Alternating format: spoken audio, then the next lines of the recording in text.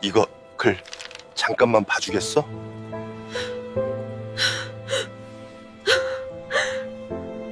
이거 잠깐만 봐주겠소? 쓰러진 노인이 떨리는 손으로 내민 낡은 전단지. 그녀는 무심코 받아들었습니다. 그리고 숨이 멎었어요. 거기엔 자신의 어릴 적 사진이 있었거든요. 분유값도 없어 굶어가며 붕어빵 팔던 미혼모. 20년 동안 버려진 줄 알았습니다.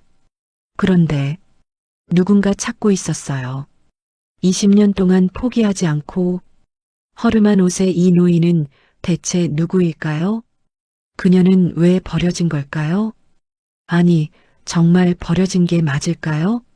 사연 시작 전 구독과 좋아요를 눌러주시고 어디에서 보고 계신지 댓글로 알려주세요. 그곳에 행운이 가득하기를 바라겠습니다.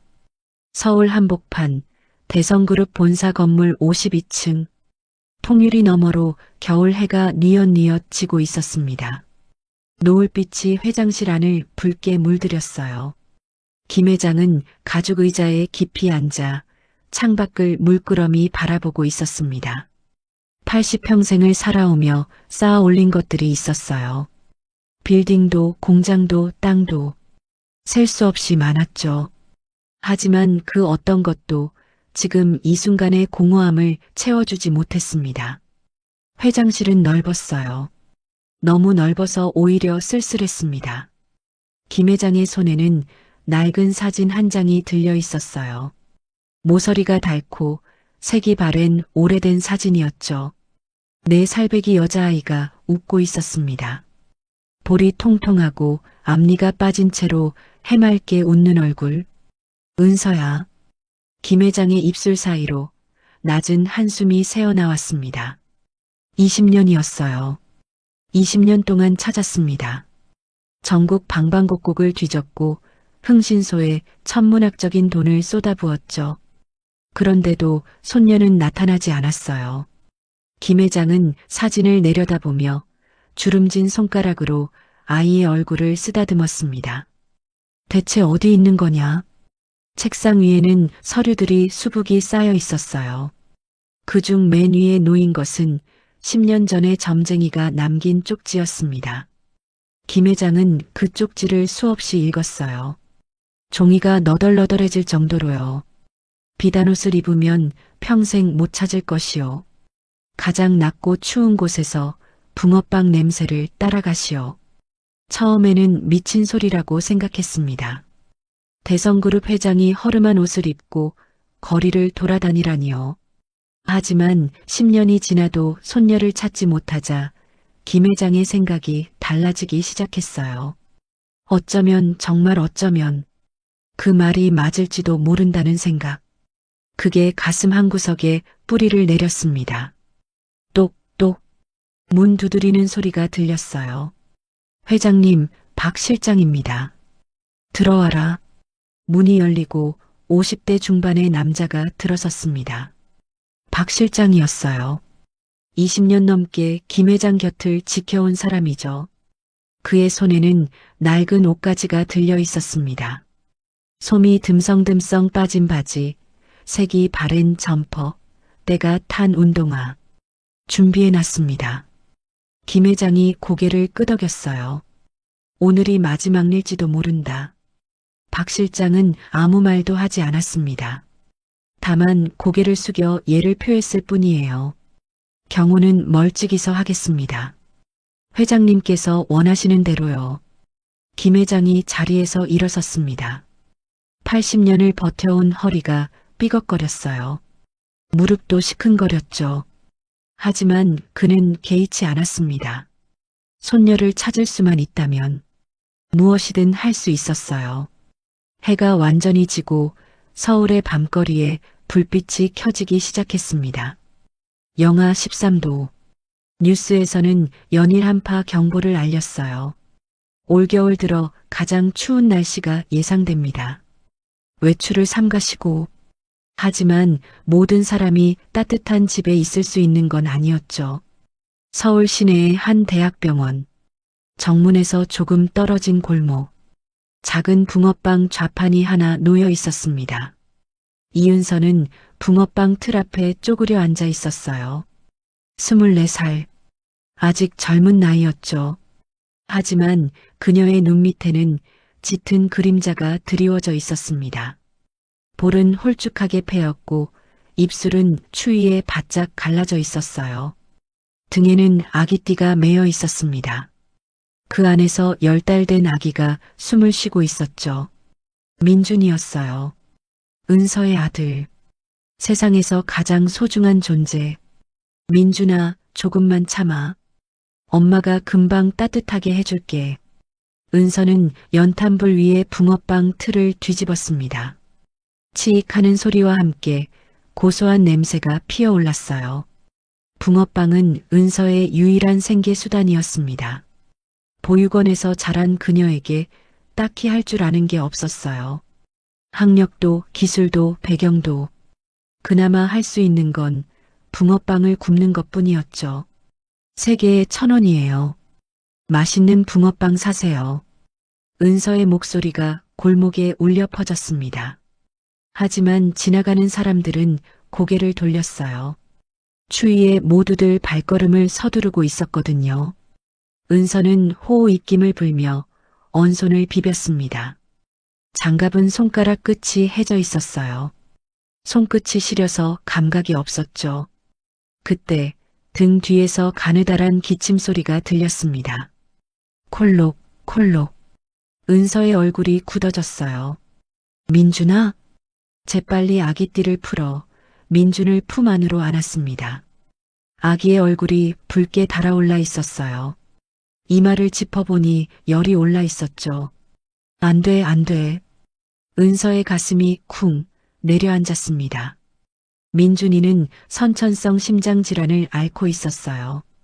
태어날 때부터 심장에 구멍이 있었죠. 수술을 받아야 했습니다. 하지만 수술비는 상상도 할 수 없는 금액이었어요. 보증금만 2천만 원. 은서가 평생을 일해도 모으기 힘든 돈이었습니다. 바로 그때 은서의 낡은 휴대전화가 울렸어요. 띠링. 문자 알림이었습니다. 은서는 떨리는 손으로 화면을 확인했어요. 대학병원 알림 수술 보증금 미납 시 예정된 수술 일정이 보류됩니다. 납부 기한 3일 이내. 은서의 눈앞이 깜깜해졌습니다. 3일. 3일 안에 2천만 원을. 어떻게? 은서는 휴대전화를 움켜쥔 채 하늘을 올려다봤습니다. 까만 밤하늘에 별 하나 보이지 않았어요. 구름이 잔뜩 끼어 있었죠. 눈이 올 것 같았습니다. 은서는 아이를 꼭 안은 채 다시 붕어빵 틀 앞에 섰어요. 맛있는 붕어빵 사세요. 3개에 1,000원이에요. 목소리가 갈라졌습니다. 울음이 터질 것 같았지만 이를 악물고 참았어요. 울면 안 됐습니다. 울어봤자 달라지는 건 없었으니까요.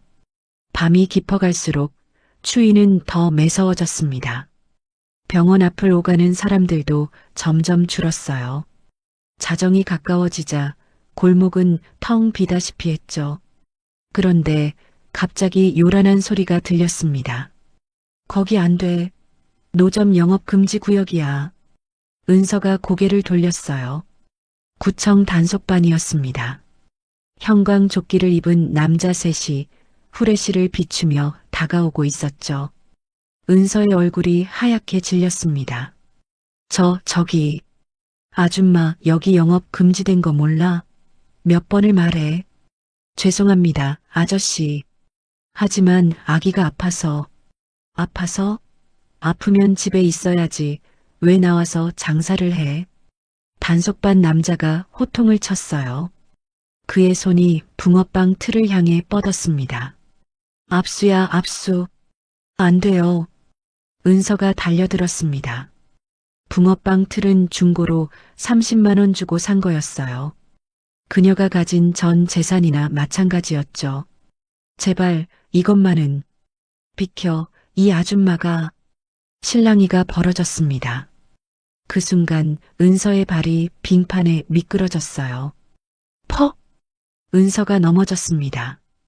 등에 업고 있던 민준이 울음을 터뜨렸어요. 으앙, 으앙. 붕어빵 틀이 기울어졌습니다. 안에 있던 반죽이 바닥에 쏟아졌어요.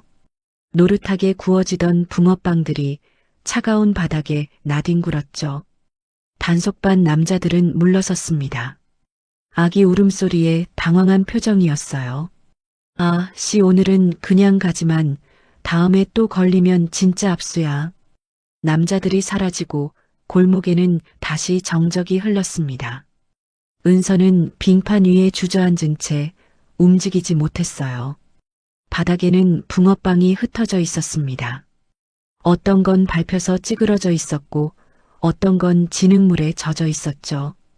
은서는 떨리는 손으로 붕어빵을 하나씩 주워 담기 시작했습니다. 괜찮아, 괜찮아, 이거 닦으면 팔 수 있어. 손이 떨렸어요. 눈물이 뚝뚝 떨어졌습니다. 붕어빵 위로 은서의 눈물이 떨어졌어요.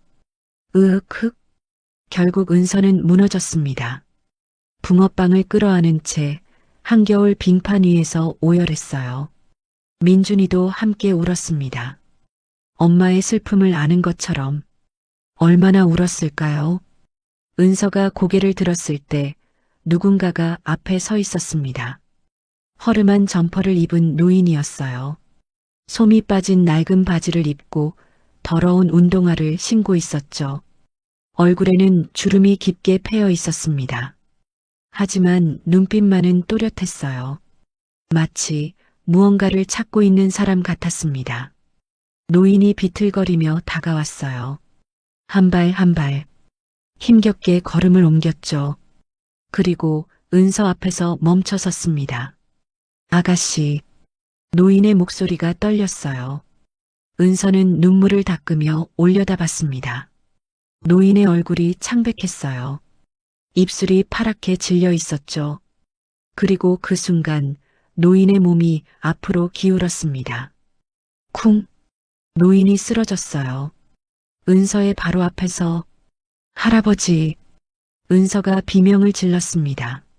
노인은 눈을 감은 채 빙판 위에 쓰러져 있었어요. 그의 손에는 구겨진 종이 한 장이 쥐어져 있었습니다. 전단지였어요. 은서는 노인의 손에서 전단지가 살짝 빠져나온 것을 봤습니다.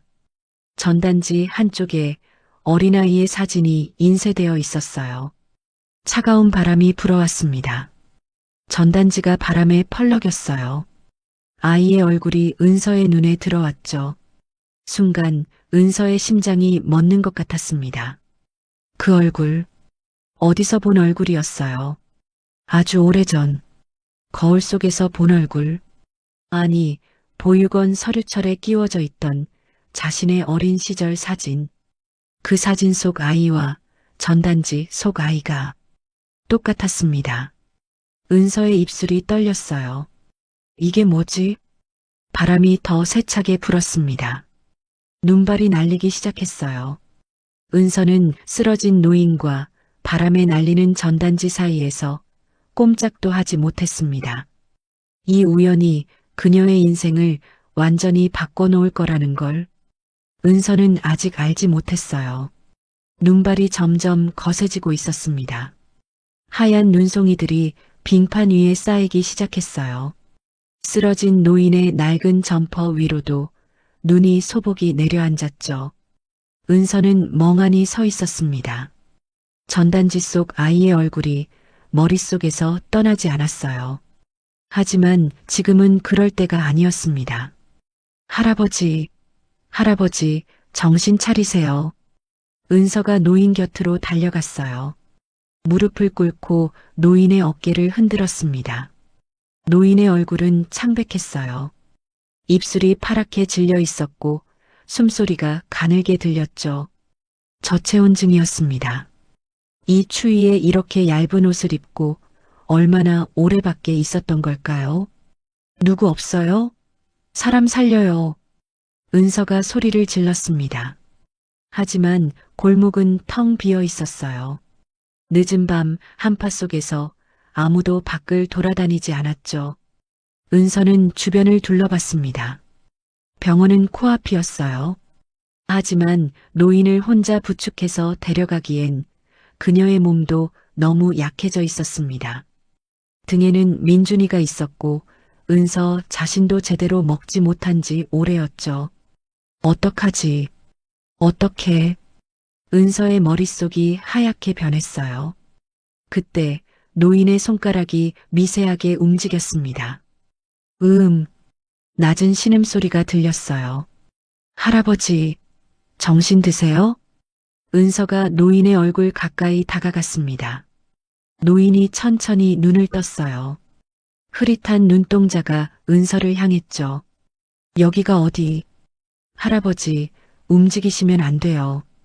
제가 도와드릴게요. 은서는 재빨리 주변을 살폈습니다. 붕어빵 좌판 옆에 접이식 의자가 하나 있었어요. 손님 없을 때 앉으려고 가져온 거였죠. 은서는 노인을 부축해서 의자에 앉혔습니다. 노인의 몸이 덜덜 떨리고 있었어요. 추위에 온몸이 얼어붙은 것 같았죠. 은서는 자신의 목도리를 풀었습니다. 낡고 해진 목도리였어요. 보육원 시절부터 간직해온 거였죠. 유일하게 남은 추억의 물건이었습니다. 하지만 은서는 망설이지 않았어요. 할아버지, 이거 두르세요. 은서가 노인의 목에 목도리를 감아주었습니다. 이게 뭐? 제 거예요. 괜찮아요. 노인이 고개를 저었어요. 거절하려는 것 같았죠. 하지만 은서는 더 단단히 목도리를 여며주었습니다. 할아버지가 더 추워 보여요. 저는 움직이니까 괜찮아요. 그리고 은서는 품 안을 더듬었습니다. 오늘 구운 붕어빵 중에서 가장 잘된 것 3개를 따로 넣어뒀었어요. 민준이 분유살 돈이 모자라면 저녁 대신 먹으려고 아껴둔 거였죠. 은서는 그 붕어빵을 꺼냈습니다. 아직 온기가 남아 있었어요. 품에 품고 있어서 따뜻함이 보존되어 있었죠. 할아버지, 이거 드세요. 노인이 붕어빵을 바라봤습니다. 눈빛이 흔들렸어요. 이건 아가씨 거 아닌가. 괜찮아요. 드세요. 따뜻한 거 드셔야 정신이 돌아와요. 은서의 목소리는 담담했습니다. 하지만 그 안에는 진심이 담겨 있었어요. 노인은 떨리는 손으로 붕어빵을 받아들었습니다. 한 입 베어 물었어요. 고소한 팥 냄새가 퍼졌습니다. 달콤한 맛이 입안에 감돌았죠. 노인의 눈에 물기가 어렸어요. 80년을 살았습니다. 온갖 산의 진미를 다 먹어봤죠. 세상에서 가장 비싼 음식들도 맛봤어요. 하지만 이 순간 이 허름한 붕어빵이 가장 따뜻하게 느껴졌습니다. 고맙소. 노인의 목소리가 갈라졌어요. 은서는 고개를 저었습니다. 우리 아기 생각나서 그래요. 우리 민준이도 이렇게 추우면 안 되거든요. 할아버지도 누군가의 할아버지잖아요. 민준. 그 말에 노인이 고개를 돌렸습니다. 은서의 등에 엎인 아기가 보였어요. 작은 얼굴이 빨갛게 상기되어 있었죠. 아기가 아픈 건가? 네, 조금요. 근데 괜찮을 거예요. 은서가 억지로 웃어 보였습니다. 노인은 붕어빵을 먹으며 은서의 얼굴을 자세히 들여다봤습니다. 이상했어요. 이 아가씨의 얼굴이 어딘가 익숙했습니다. 눈매, 코, 입술 모양, 특히 웃을 때 살짝 올라가는 입꼬리. 어디서 봤을까? 어디서 봤더라? 노인의 심장이 쿵쿵 뛰기 시작했어요. 설마. 아니야. 그럴 리가 없어.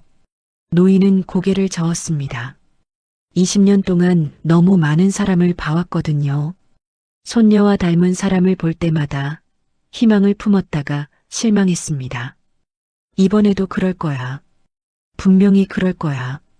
하지만 노인의 손이 저도 모르게 주머니 안을 더듬었습니다. 아가씨. 노인이 입을 열었어요. 네. 부탁 하나만 들어주겠소? 은서가 고개를 갸웃거렸습니다. 노인이 주머니에서 종이 한 장을 꺼냈어요. 아까 쓰러지면서 떨어뜨렸던 그 전단지였습니다. 이거 잠깐만 봐주겠소? 노인의 손이 떨리고 있었어요. 추위 때문인지 아니면 다른 이유 때문인지 은서는 전단지를 받아들었습니다. 전단지는 낡았어요. 접힌 자국이 수없이 많았고 모서리는 닳아서 너덜너덜했죠. 분명 오랫동안 갖고 다닌 것 같았습니다. 은서는 전단지를 펼쳤어요. 찾습니다. 큰 글씨가 맨 위에 적혀 있었습니다. 그 아래에는 사진이 있었어요. 4살 정도로 보이는 여자아이. 통통한 볼, 빠진 앞니, 해맑게 웃는 얼굴. 은서의 손이 굳었습니다. 이 얼굴, 분명히 어디서 봤어요. 아주 오래전, 보육원 원장님이 보여줬던 서류, 그 서류에 끼워져 있던 사진. 내가 처음 왔을 때 들고 있던 거란다. 원장님의 목소리가 귓가에 맴돌았습니다. 은서는 전단지를 더 자세히 읽었어요. 이름 김은서, 실종 당시 나이 4살 특징 목 뒤에 작은 붉은 점. 목 뒤? 붉은 점? 은서의 심장이 멎는 것 같았습니다. 자신의 손이 저도 모르게 목 뒤를 만졌어요. 그곳에는 작은 점이 있었습니다. 태어날 때부터 있었던 붉은 점. 평생 신경 쓰지 않았던 그냥 점이라고만 생각했던. 그런데 이 전단지에도 똑같이 적혀 있었어요. 이게 뭐예요? 은서의 목소리가 떨렸습니다. 노인이 은서의 얼굴을 빤히 바라봤어요. 아가씨, 네, 목 뒤 좀 보여줄 수 있겠소? 은서의 얼굴이 하얗게 질렸습니다. 뭔가 이상했어요. 이 상황 전체가 이상했습니다. 처음 보는 노인이 자신의 어린 시절 사진을 갖고 있고 목 뒤의 점까지 알고 있다니. 할아버지, 이거 어디서 나온 거예요? 은서의 목소리가 가늘게 떨렸어요. 노인은 대답하지 않았습니다. 다만 간절한 눈빛으로 은서를 바라볼 뿐이었죠. 제발 한 번만. 그 눈빛에 담긴 절박함. 은서는 거절할 수가 없었습니다. 은서는 천천히 고개를 돌렸어요. 목도리가 없어서 목덜미가 드러나 있었습니다. 노인이 몸을 앞으로 기울였어요. 떨리는 손으로 후레쉬를 켰습니다. 핸드폰 불빛이 은서의 목 뒤를 비췄죠. 그리고 노인의 눈이 커졌습니다. 거기 있었어요. 작은 붉은 점. 딸기 모양을 닮은 선명한 붉은 점. 20년 전 그날 노인이 마지막으로 봤던 손녀의 목 뒤에 있던 것과 똑같은 점. 아, 노인의 입에서 탄식이 흘러나왔습니다. 눈물이 주르륵 흘렀어요. 80년 인생에서 이렇게 울어본 적이 없었습니다. 은서야. 노인의 입술이 떨렸어요. 우리 은서. 은서가 화들짝 놀라 돌아봤습니다. 뭐라고요? 은서야 할아버지야. 노인이 은서의 손을 덥석 잡았어요. 차갑고 거친 손이었지만 그 안에는 절박한 온기가 담겨 있었습니다. 20년을 찾았다, 20년을. 은서는 얼어붙었습니다. 무슨 말인지 이해할 수가 없었어요. 할아버지라니. 20년을 찾았다니. 할아버지 무슨 말씀이세요? 아가야, 너 기억 안 나니? 유원지 회전목마 솜사탕. 노인의 목소리가 갈라졌어요. 그날 내가 사라졌어. 할아버지가 20년 동안 찾았단다. 은서의 머릿속이 하얗게 변했습니다. 유원지, 회전목마, 솜사탕. 그 단어들이 머릿속에서 맴돌았어요. 기억나지 않았습니다. 4살 이전의 기억은 거의 없었거든요.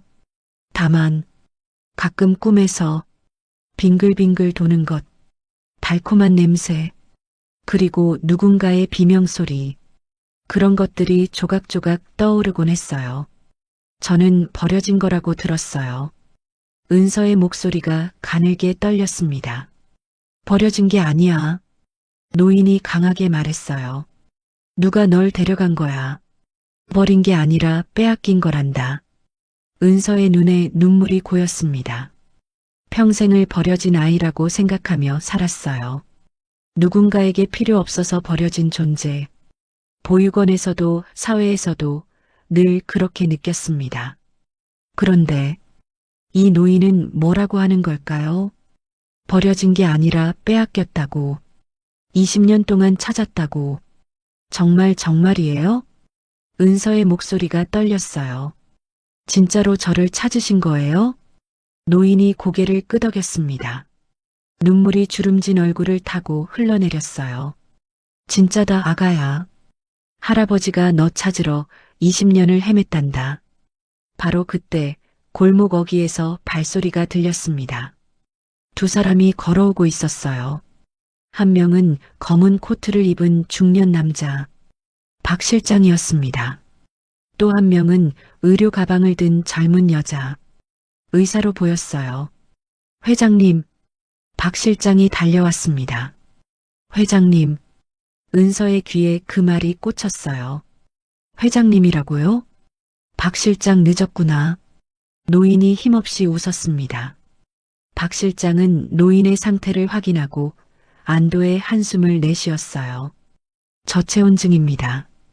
병원으로 가셔야 합니다. 그 전에 노인이 은서를 가리켰어요. 이 아가씨 검사 좀 해봐야겠다. 박 실장의 눈이 은서에게로 향했습니다. 그는 은서의 얼굴을 자세히 살폈어요. 그리고 그의 표정이 굳어졌습니다. 오래전에 봤던 사진, 아가씨 어머니의 젊은 시절 모습, 눈앞의 여자가 그 사진과 너무 닮아 있었어요. 회장님 설마. 그래, 내 생각에도 그렇다. 노인이, 아니 김 회장이 고개를 끄덕였습니다. 병원에 가서 확인해 보자. 유전자 검사를 하면 알 수 있을 게야. 은서는 멍하니 서 있었습니다. 회장님, 유전자 검사. 너무 갑작스러운 일들이 벌어지고 있었어요. 저는 은서가 뭔가 말하려 했습니다. 그때 등 뒤에서 민준이 기침을 했어요. 콜록, 콜록, 콜록. 은서가 화들짝 돌아봤습니다. 민준아. 아기의 얼굴이 더 붉어져 있었어요. 열이 더 오른 것 같았습니다. 의사가 다가왔어요. 아기 상태가 안 좋아 보이네요. 잠깐 볼게요. 의사가 민준을 살폈습니다. 청진기를 대고 이마를 짚어보고 눈동자를 확인했어요. 열이 높아요. 심장 소리도 좀 이상하고 이 아기 기저 질환이 있나요? 은서가 고개를 끄덕였습니다. 선천성 심장 질환이에요. 수술 받아야 하는데 당장 병원에 가야겠어요. 상태가 급변할 수 있어요. 김 회장이 몸을 일으켰습니다. 비틀거렸지만 박 실장이 부축했어요. 박 실장. 네, 회장님. 이 아가씨와 아기를 병원에 데려가라. 최고의 치료를 받게 해. 은서가 손사래를 쳤어요. 아니에요. 저는 괜찮아요. 할아버지가 더 위험해 보여요. 난 괜찮다. 김 회장이 단호하게 말했습니다. 80년을 살았어. 이 정도 추위에 죽지 않아. 그리고 김 회장은 은서를 바라봤어요. 깊고 간절한 눈빛으로. 하지만 넌 확인해 봐야 해. 내가 정말 내 손녀인지. 은서는 망설였습니다. 따라가야 할까요? 아니면 거절해야 할까요? 이 모든 게 꿈만 같았어요. 너무 비현실적이었습니다. 하지만 민준이를 생각하면 수술비, 치료비, 보증금, 혼자서는 절대 감당할 수 없는 것들. 만약 이 사람들이 도와준다면, 만약 정말로 자신이 이 노인의 손녀라면, 알겠어요. 은서가 고개를 끄덕였습니다. 따라갈게요. 검사 받아볼게요. 김 회장의 얼굴에 안도의 빛이 스쳤습니다. 고맙다, 아가야. 일행이 움직이기 시작했습니다.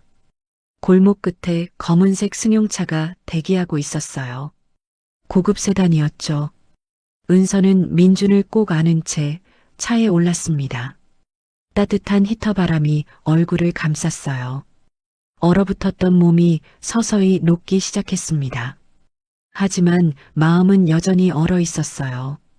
이게 기적이면 좋겠다. 은서는 속으로 빌었습니다.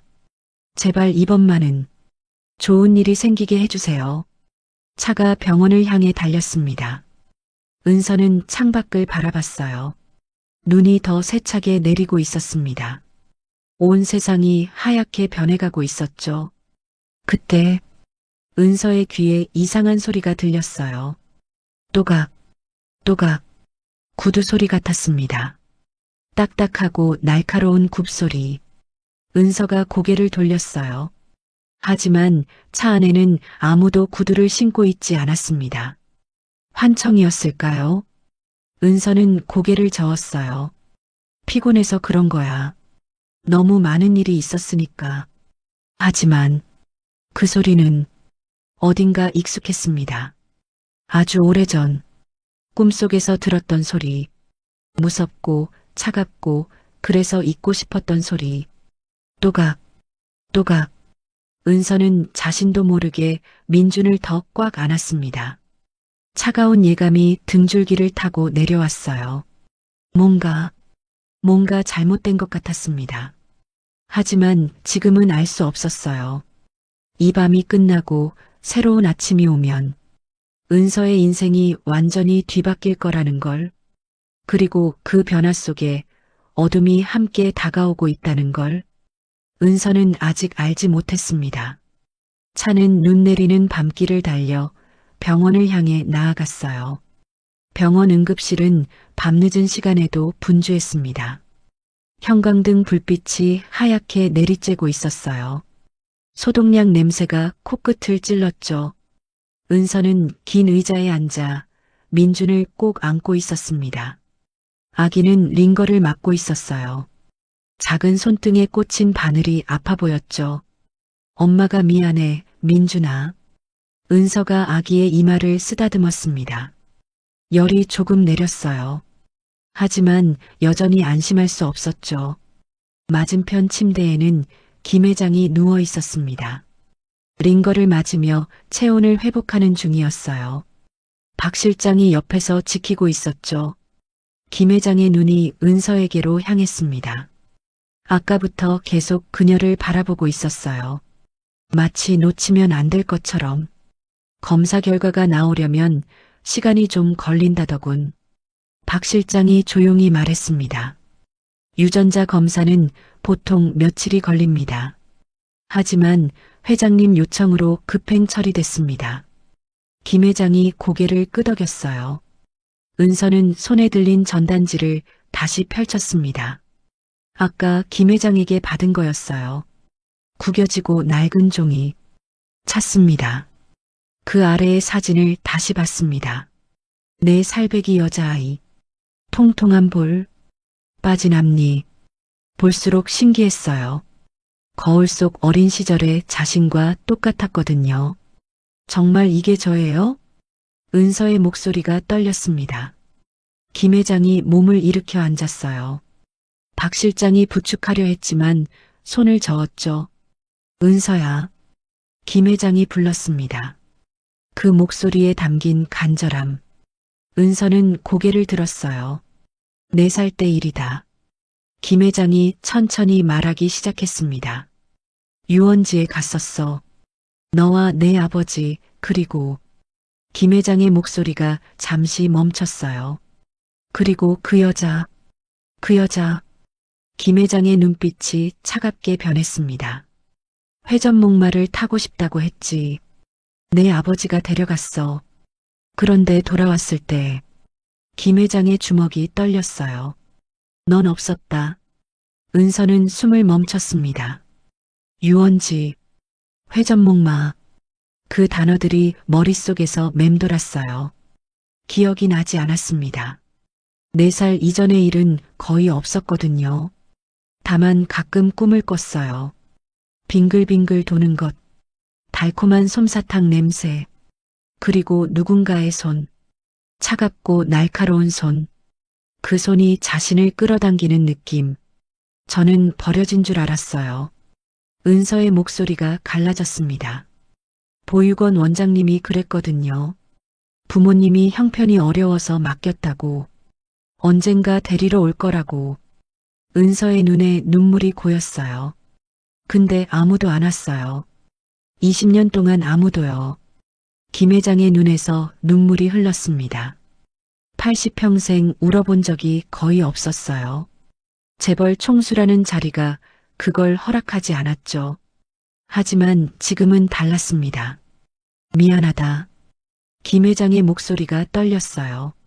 할아버지가 미안하다. 더 빨리 찾았어야 했는데.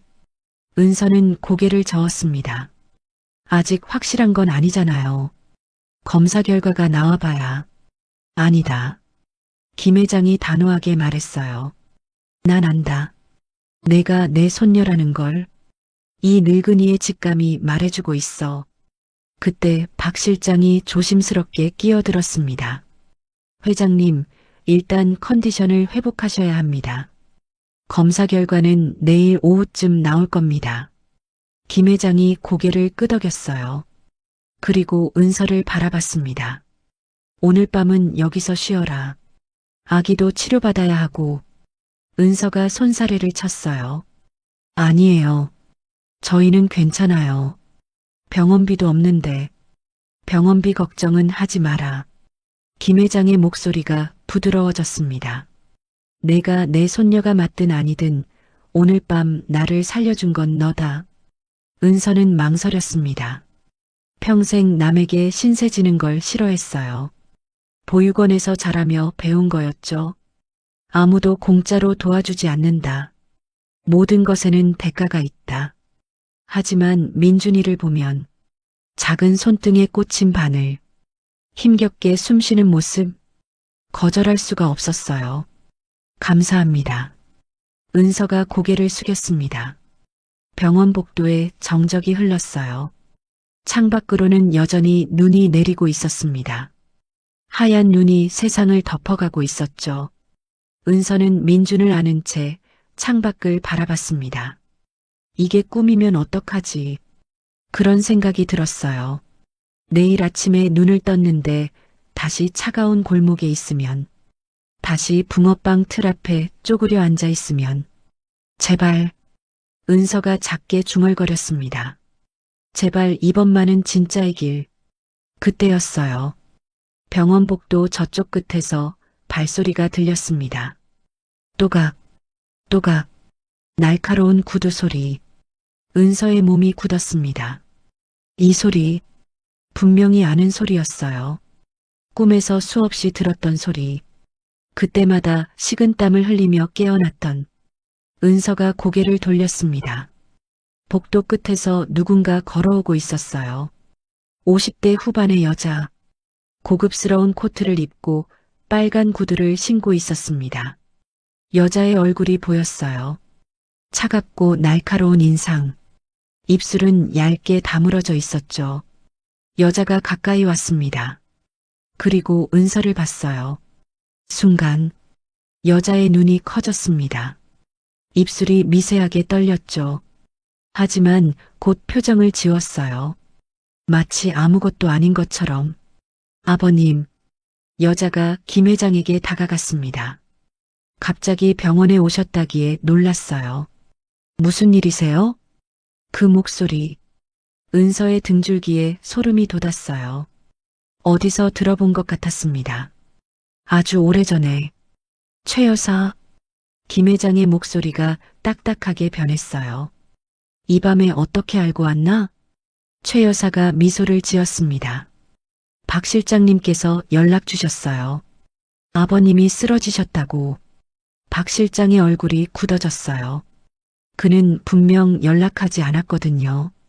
최 여사의 시선이 은서에게로 향했습니다. 위아래로 훑어보는 눈빛. 차갑고 날카로웠어요. 이 아가씨는 누구예요? 김 회장이 대답하지 않았습니다. 잠시 침묵이 흘렀어요. 그리고 최 여사가 웃었습니다. 설마 또 손녀라고 나타난 사람인가요? 지난번에도 그랬잖아요. 그 말투에 담긴 비웃음. 은서는 움츠러들었습니다. 아버님, 이제 그만 포기하세요. 은서는 죽었을 거예요. 20년이나 지났는데 김 회장의 눈빛이 싸늘하게 변했어요. 최 여사, 네 아버님. 됐으니 가봐라. 여기 일은 내가 처리할 테니. 최 여사의 미소가 굳어졌습니다. 하지만 곧 고개를 숙였어요. 네, 알겠습니다. 컨디션 챙기세요. 최 여사가 돌아섰습니다. 또각, 또각. 빨간 구두 소리가 멀어져 갔어요. 은서는 그 뒷모습을 바라봤습니다. 심장이 미친 듯이 뛰고 있었어요. 손바닥에 식은땀이 흥건했죠. 저 여자 분명히 어디서 봤어요. 아주 오래전에. 기억은 나지 않았습니다. 하지만 몸이 기억하고 있었어요. 저 소리, 저 구두 소리. 무섭다. 은서는 민준을 더 꽉 안았습니다. 할아버지. 은서가 작게 불렀어요. 저분은 누구예요? 김 회장의 얼굴이 어둡게 변했습니다. 내 아버지의 아내다. 내 새엄마지. 새엄마. 그 말에 은서의 심장이 멎는 것 같았어요. 최 여사가 사라진 복도 끝을 바라봤습니다. 거기에는 아무것도 없었어요. 그냥 텅 빈 복도뿐이었죠. 하지만 은서는 느꼈습니다. 뭔가 잘못됐다는 걸, 위험이 다가오고 있다는 걸. 빨간 구두 소리가 아직도 귓가에 맴돌았어요. 또각, 또각. 다음 날 오후 유전자 검사 결과가 나왔습니다. 박 실장이 봉투를 들고 병실에 들어섰어요. 그의 얼굴에는 알 수 없는 표정이 떠올라 있었죠. 김 회장이 링거를 맞은 채로 몸을 일으켰습니다. 눈빛이 초조하게 흔들리고 있었어요. 결과가 어떻게 나왔나? 박 실장이 조심스럽게 봉투를 건넸어요. 김 회장의 손이 떨렸습니다. 80평생을 살며 수많은 계약서에 사인했지만 이렇게 떨려본 적은 없었어요. 천천히 봉투를 열었습니다. 서류를 꺼내 한 줄 한 줄 읽었어요. 친자 확률 99.99%. 김 회장의 눈에서 눈물이 흘렀습니다. 주름진 얼굴을 타고 눈물이 떨어졌어요. 은서야. 그가 고개를 들어 은서를 바라봤어요. 내가 맞구나. 내 손녀가 맞아. 은서는 멍하니 서류를 바라봤습니다. 글자들이 눈에 들어오지 않았어요. 머릿속이 하얗게 변했죠. 20년 동안 버려진 아이라고 생각했습니다. 아무도 자신을 원하지 않는다고 믿었어요. 보육원에서 자랄 때도, 홀로 세상에 나왔을 때도, 미혼모가 되어 손가락질 받을 때도 늘 혼자였습니다. 그런데 가족이 있었어요. 자신을 찾던 사람이 있었습니다. 진짜예요? 은서의 목소리가 갈라졌어요. 정말로 제가 할아버지 손녀예요? 김 회장이 고개를 끄덕였습니다. 말없이 두 팔을 벌렸어요. 이리 와라, 은서야. 은서는 움직이지 못했습니다. 발이 땅에 붙은 것 같았어요. 가슴속에서 뭔가 뜨거운 게 치밀어 올랐죠. 참으려 했지만 눈물이 멈추지 않았습니다. 결국 은서는 천천히 다가갔어요. 할아버지의 품에 안겼습니다. 할아버지, 울어라. 실컷 울어. 김 회장이 손녀의 등을 토닥였습니다. 거칠고 주름진 손이었지만 그 안에는 20년치 그리움이 담겨 있었어요. 이제 다 끝났다. 집에 가자. 그날 저녁, 검은색 승용차가 대저택 앞에 멈췄습니다. 은서는 창밖을 바라봤어요. 입이 떡 벌어졌습니다. 저택이라기보다 궁전 같았어요. 끝이 보이지 않는 넓은 정원. 가운데에는 분수대가 있었고 건물은 하얀 대리석으로 지어져 있었죠. 여기가 집이에요? 박 실장이 고개를 끄덕였습니다. 대성그룹 총수 저택입니다. 이제 아가씨의 집이기도 하죠. 차 문이 열렸어요. 은서는 민준을 안고 조심스럽게 내렸습니다. 차가운 겨울바람이 불었지만 어제보다 덜 시렸어요. 두꺼운 캐시미어 코트를 입고 있었거든요. 병원에서 박 실장이 준비해 준 거였습니다. 저택 현관문이 열렸어요. 안은 더 놀라웠습니다. 높은 천장에 거대한 샹들리에가 매달려 있었어요. 반짝이는 크리스탈이 빛을 뿌리고 있었죠. 대리석 바닥은 거울처럼 반들거렸습니다. 벽에는 액자들이 걸려 있었어요. 은서는 한 발짝도 떼기 어려웠습니다. 발자국이라도 남길까봐 두려웠거든요. 신발 벗어도 되나요? 박 실장이 미소를 지었어요. 편하게 하셔도 됩니다. 여기가 아가씨 집이니까요. 은서가 조심스럽게 신발을 벗었습니다. 맨발이 대리석 바닥에 닿았어요. 따뜻했습니다. 바닥 난방이 되어 있었어요. 평생 이렇게 따뜻한 바닥을 밟아본 적이 없었죠. 따뜻해. 은서가 저도 모르게 중얼거렸습니다. 품 안에 민준이가 칭얼거렸어요. 낯선 환경에 잠이 깬 것 같았죠. 은서가 아기를 달래며 주변을 둘러봤습니다. 2층으로 올라갔어요. 긴 복도 끝에 방이 하나 있었습니다. 하얀 문에 금색 손잡이가 달려 있었죠. 박 실장이 문을 열었어요. 아가씨 방입니다. 옆방은 아기 방으로 준비했고요. 은서가 천천히 안으로 들어섰습니다. 넓은 침대가 먼저 눈에 들어왔어요. 하얀 시트와 푹신한 이불, 창가에는 소파와 작은 테이블이 있었죠. 커튼을 젖히자 정원이 내려다 보였습니다. 눈이 소복이 쌓인 정원이 동화 속 풍경 같았어요. 이게 제 방이에요? 네. 필요한 게 있으면 언제든 말씀하세요. 박 실장이 나가고 은서는 조심스럽게 침대에 앉았습니다. 푹신했어요. 몸이 구름 속으로 빠져드는 것 같았죠. 민준이를 옆에 눕혔어요. 아기가 천장을 바라보며 작은 손을 뻗었습니다. 민준아, 여기 우리 집이래. 은서의 목소리가 떨렸습니다. 엄마도 처음 와보는 집인데. 그날 밤, 은서는 잠을 이루지 못했습니다. 침대가 너무 푹신했어요. 이불이 너무 따뜻했죠. 익숙하지 않았습니다. 평생 딱딱한 바닥에서 잤어요. 보육원에서도 고시원에서도 얇은 이불 한 장으로 겨울을 버텼죠.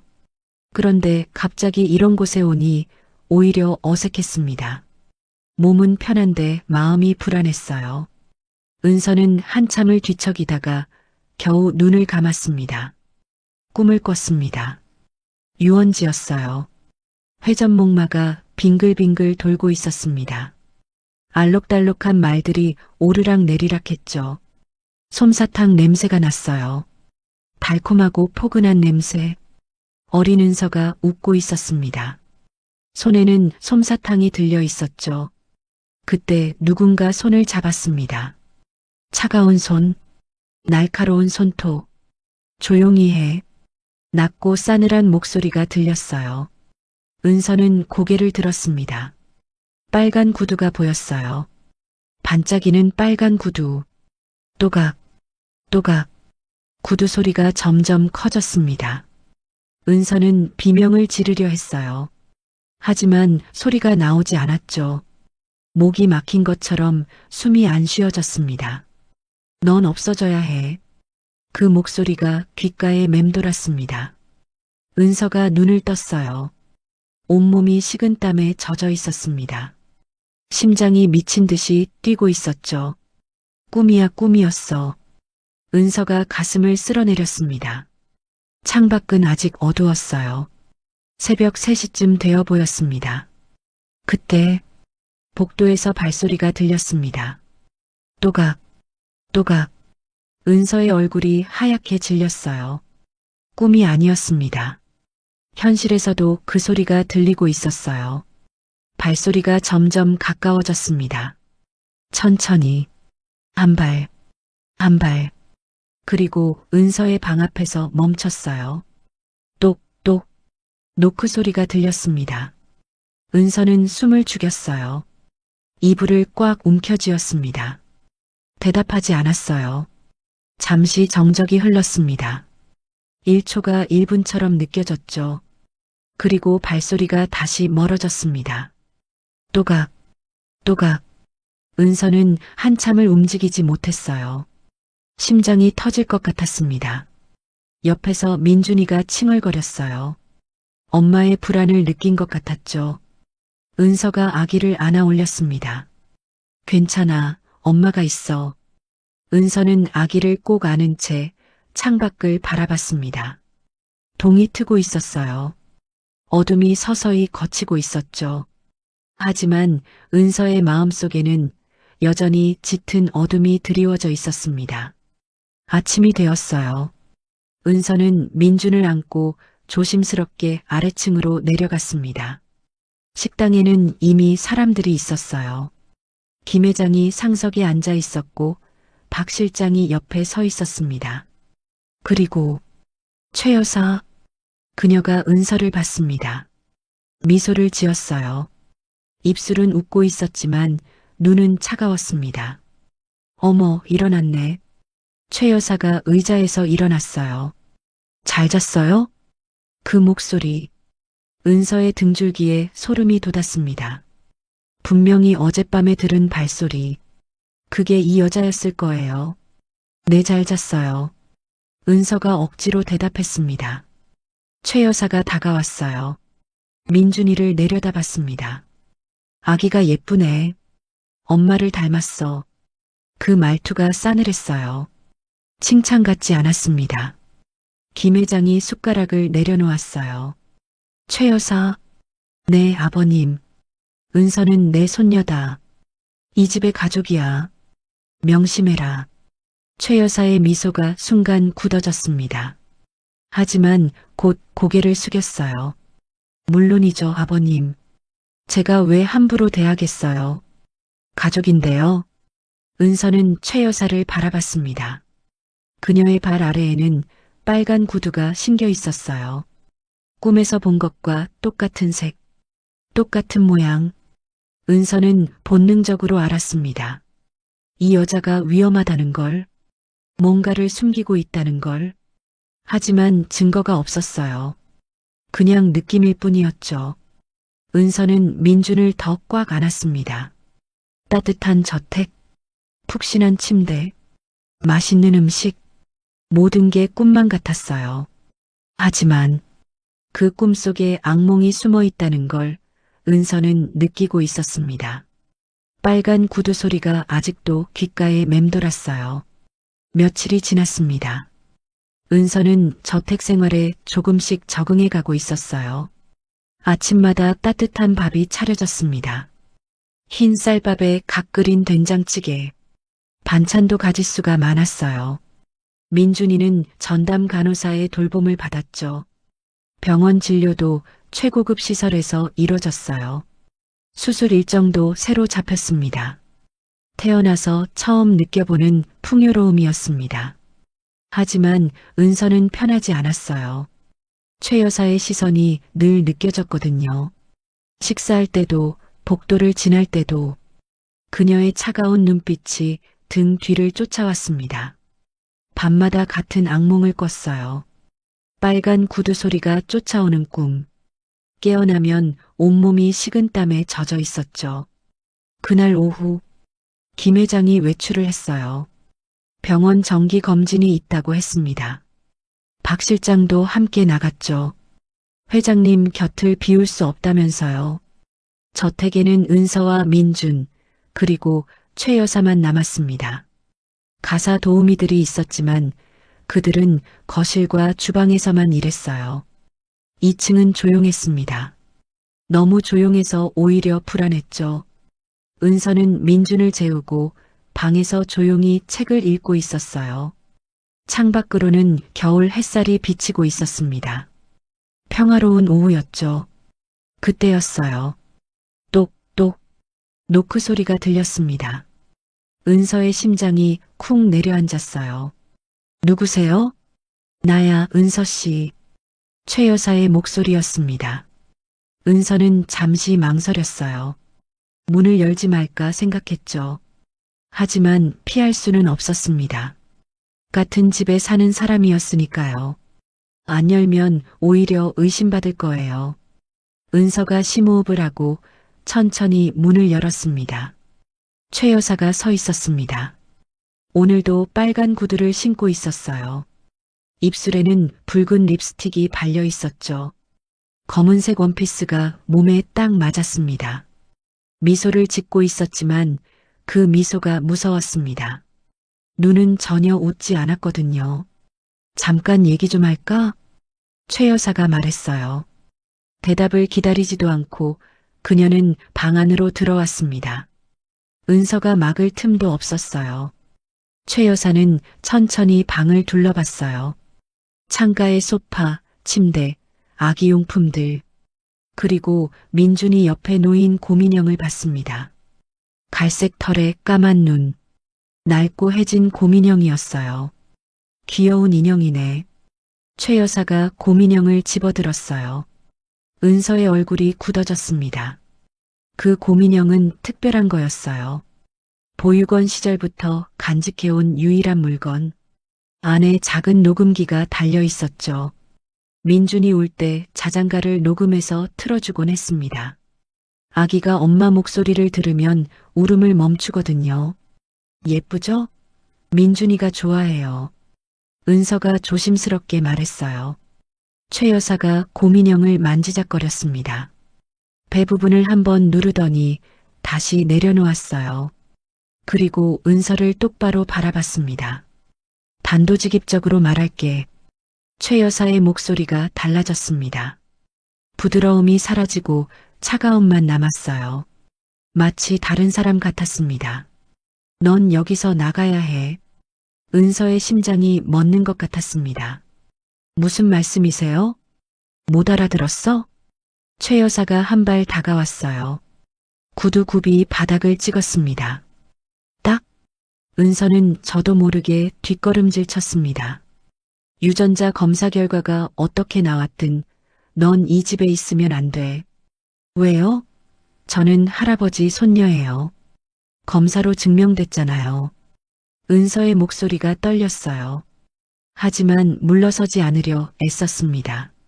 최 여사가 비웃듯 웃었어요. 콧방귀를 뀌는 것 같았죠. 손녀, 20년 동안 어디 있다가 이제 와서 갑자기 나타나서 손녀 행세? 저도 몰랐어요. 버려진 줄 알았다고요.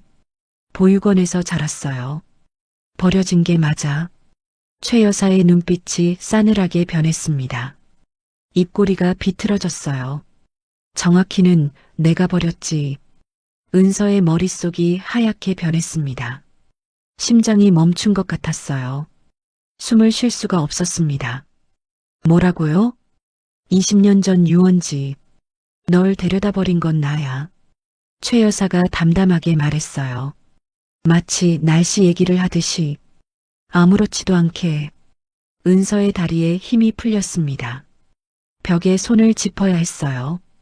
왜 그런 짓을. 왜긴. 내가 방해였으니까. 최 여사가 창밖을 바라봤어요. 정원에 눈 덮인 나무들이 보였죠. 난 내 아버지와 결혼하고 싶었어. 대성그룹의 며느리가 되고 싶었지. 재벌가의 안주인 자리. 그게 얼마나 대단한 건지 알아? 최 여사가 돌아섰습니다. 근데 전처 딸이 있으면 복잡해지잖아. 재산 문제도 서열 문제도. 그래서 정리가 필요했어. 은서는 벽에 등을 기댔습니다. 서 있기가 힘들었어요. 무릎이 덜덜 떨렸습니다. 그래서 저를 버린 거예요? 버렸지. 유원지 화장실 앞에. 사람 많은 곳이니까 누군가 데려가겠지 싶었어. 경찰에 신고하든 보육원에 맡기든. 어쨌든 내 눈앞에서 사라지면 됐으니까. 최 여사가 은서를 똑바로 바라봤어요. 근데 내가 살아서 돌아올 줄은 몰랐네. 운도 좋아라. 은서의 눈에서 눈물이 흘렀습니다. 20년 동안의 고통, 외로움, 버려졌다는 상처, 보육원에서 크리스마스마다 창밖을 바라보던 기억.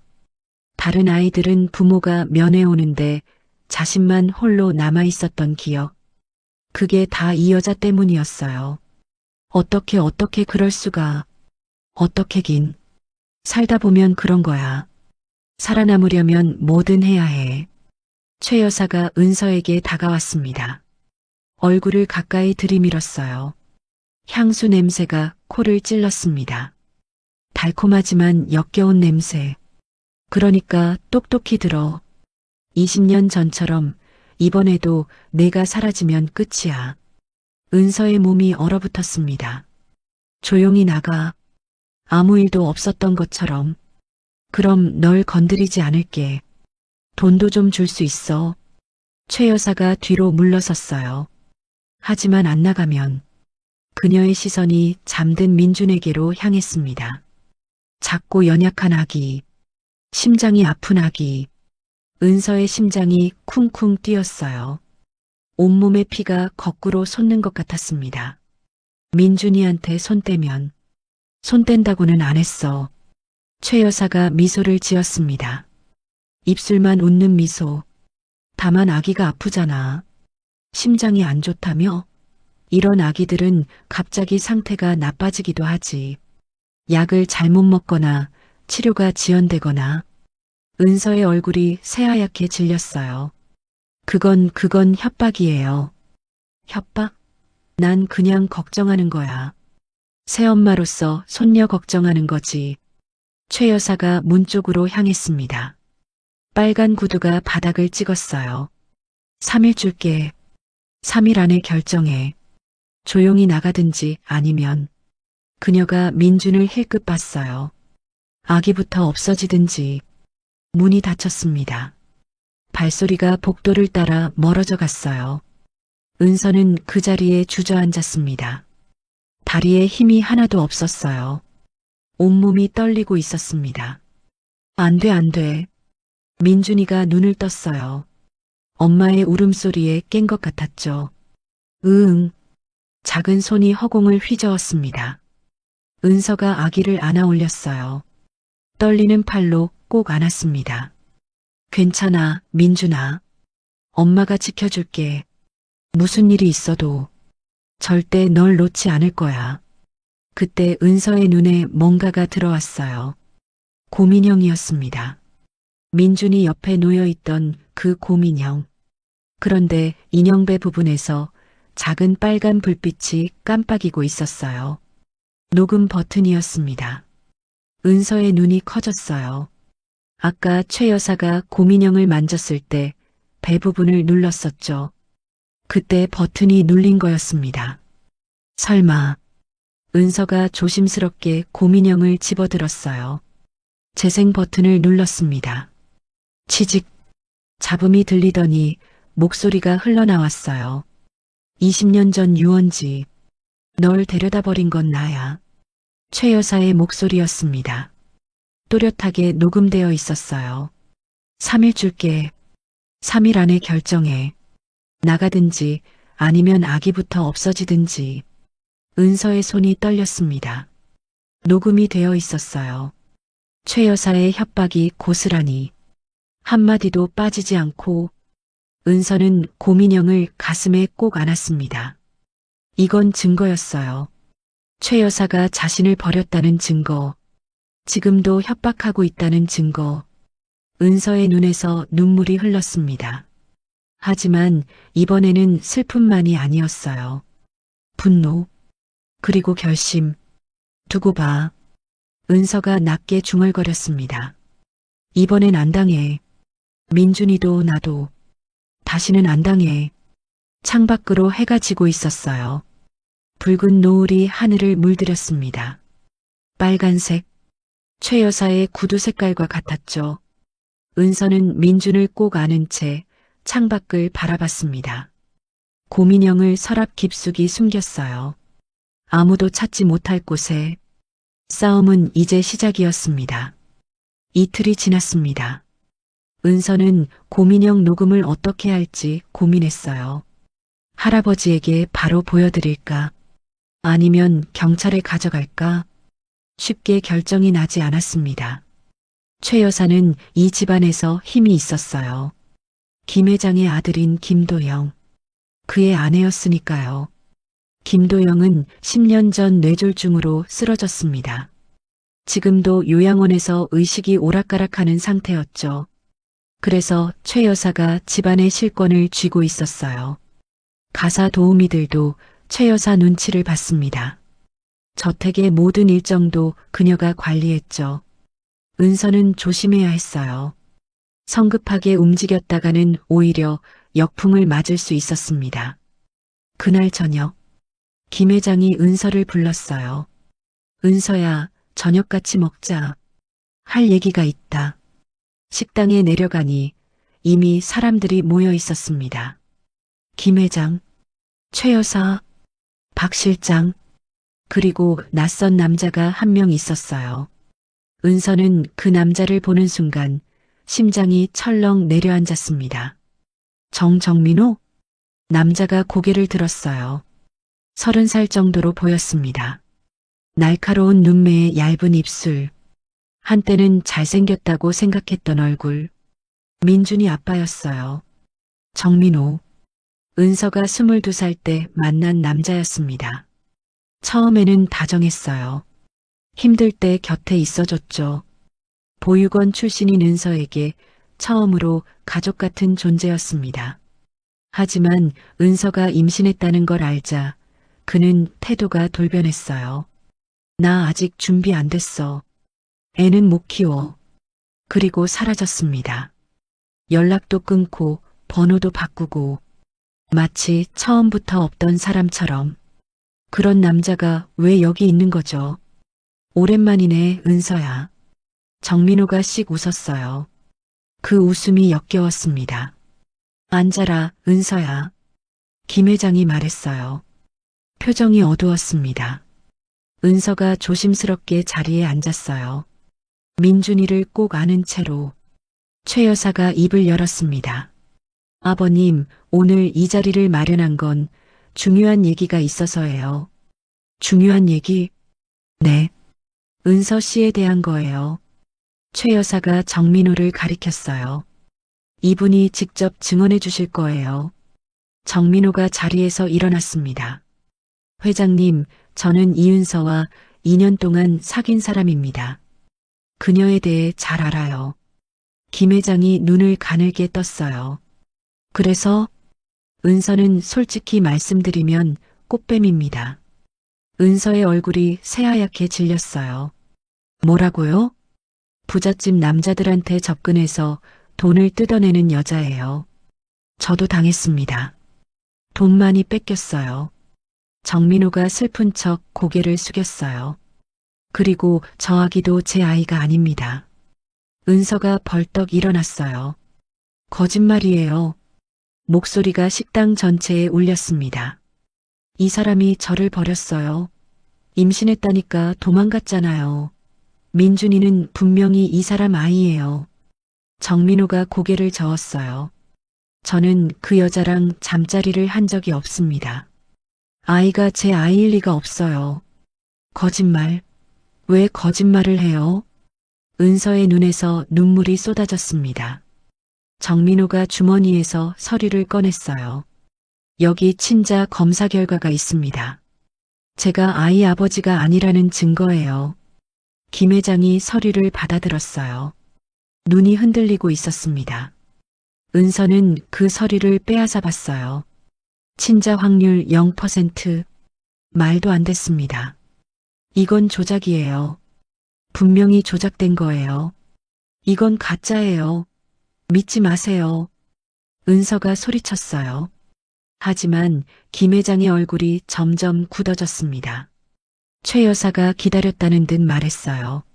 아버님, 저도 의심이 들어서 조사를 해봤어요. 은서 씨가 예전에 다른 남자들한테도 접근한 적이 있대요. 돈 많은 남자들요. 그건 사실이 아니에요. 은서가 울부짖었어요. 저는 그런 사람 아니에요. 할아버지, 저 믿어주세요. 김 회장의 얼굴이 붉어졌습니다. 손이 떨리고 있었어요. 숨이 가빠지기 시작했죠. 아버님, 괜찮으세요? 박 실장이 다가갔어요. 김 회장이 가슴을 움켜쥐었습니다. 약 어디 있어? 박 실장이 급히 약을 찾았어요. 하지만 약통이 보이지 않았습니다. 약이 없습니다. 김 회장의 얼굴이 창백해졌어요. 혈압이 급상승하고 있었습니다. 구급차 불러. 박 실장이 소리쳤어요. 김 회장이 비틀거렸습니다. 그리고 쿵 바닥에 쓰러졌어요. 할아버지. 은서가 달려갔습니다. 김 회장은 눈을 감은 채 숨을 헐떡이고 있었어요. 안 돼요, 할아버지. 눈 떠요. 은서가 울부짖었어요. 최 여사가 차갑게 말했습니다. 봐라. 내가 할아버지를 이렇게 만든 거야. 내가 거짓말을 하니까. 저는 거짓말 안 했어요. 은서가 소리쳤어요. 하지만 아무도 그녀 편이 아니었습니다. 정민호는 팔짱을 끼고 서 있었어요. 최 여사는 차가운 미소를 짓고 있었죠. 구급대원들이 도착했습니다. 김 회장이 들것에 실려 나갔어요. 박 실장이 함께 병원으로 갔습니다. 저택에는 은서와 최 여사만 남았어요. 정민호는 이미 사라졌습니다. 할 일을 다 했으니까요. 최 여사가 은서에게 다가왔어요. 자, 이제 어떻게 할 거야? 은서는 눈물 범벅인 얼굴로 그녀를 바라봤습니다. 왜 이러시는 거예요? 저한테 왜 이래요? 내가 말했잖아. 내가 나가면 끝이라고. 최 여사가 손을 뻗었어요. 은서의 턱을 잡았습니다. 근데 안 나가더라. 그래서 내가 직접 끝내는 거야. 은서가 손을 뿌리쳤어요. 할아버지가 깨어나면 다 말할 거예요. 녹음도 있어요. 당신이 저한테 한 말. 최 여사의 눈이 가늘어졌습니다. 녹음? 최 여사가 비웃었어요. 녹음이 있으면 뭐해? 회장님이 깨어나실 것 같아? 80 노인이 쓰러졌는데. 은서의 심장이 얼어붙었습니다. 설마 약을 일부러. 뭘 상상하든 내 자유야. 최 여사가 현관문을 열었어요. 자, 나가. 뭐요? 오늘부로 넌 이 집에서 쫓겨나는 거야. 회장님 지시야. 쓰러지기 전에 그렇게 말씀하셨어. 거짓말이에요. 은서가 소리쳤어요. 하지만 최 여사 뒤에 경비원 2명이 서 있었습니다. 짐 챙길 시간 5분 줄게. 안 나가면 경찰 부를 거야. 주거 침입죄로. 은서는 이를 악물었어요. 지금 여기서 버텨봤자 소용없었습니다.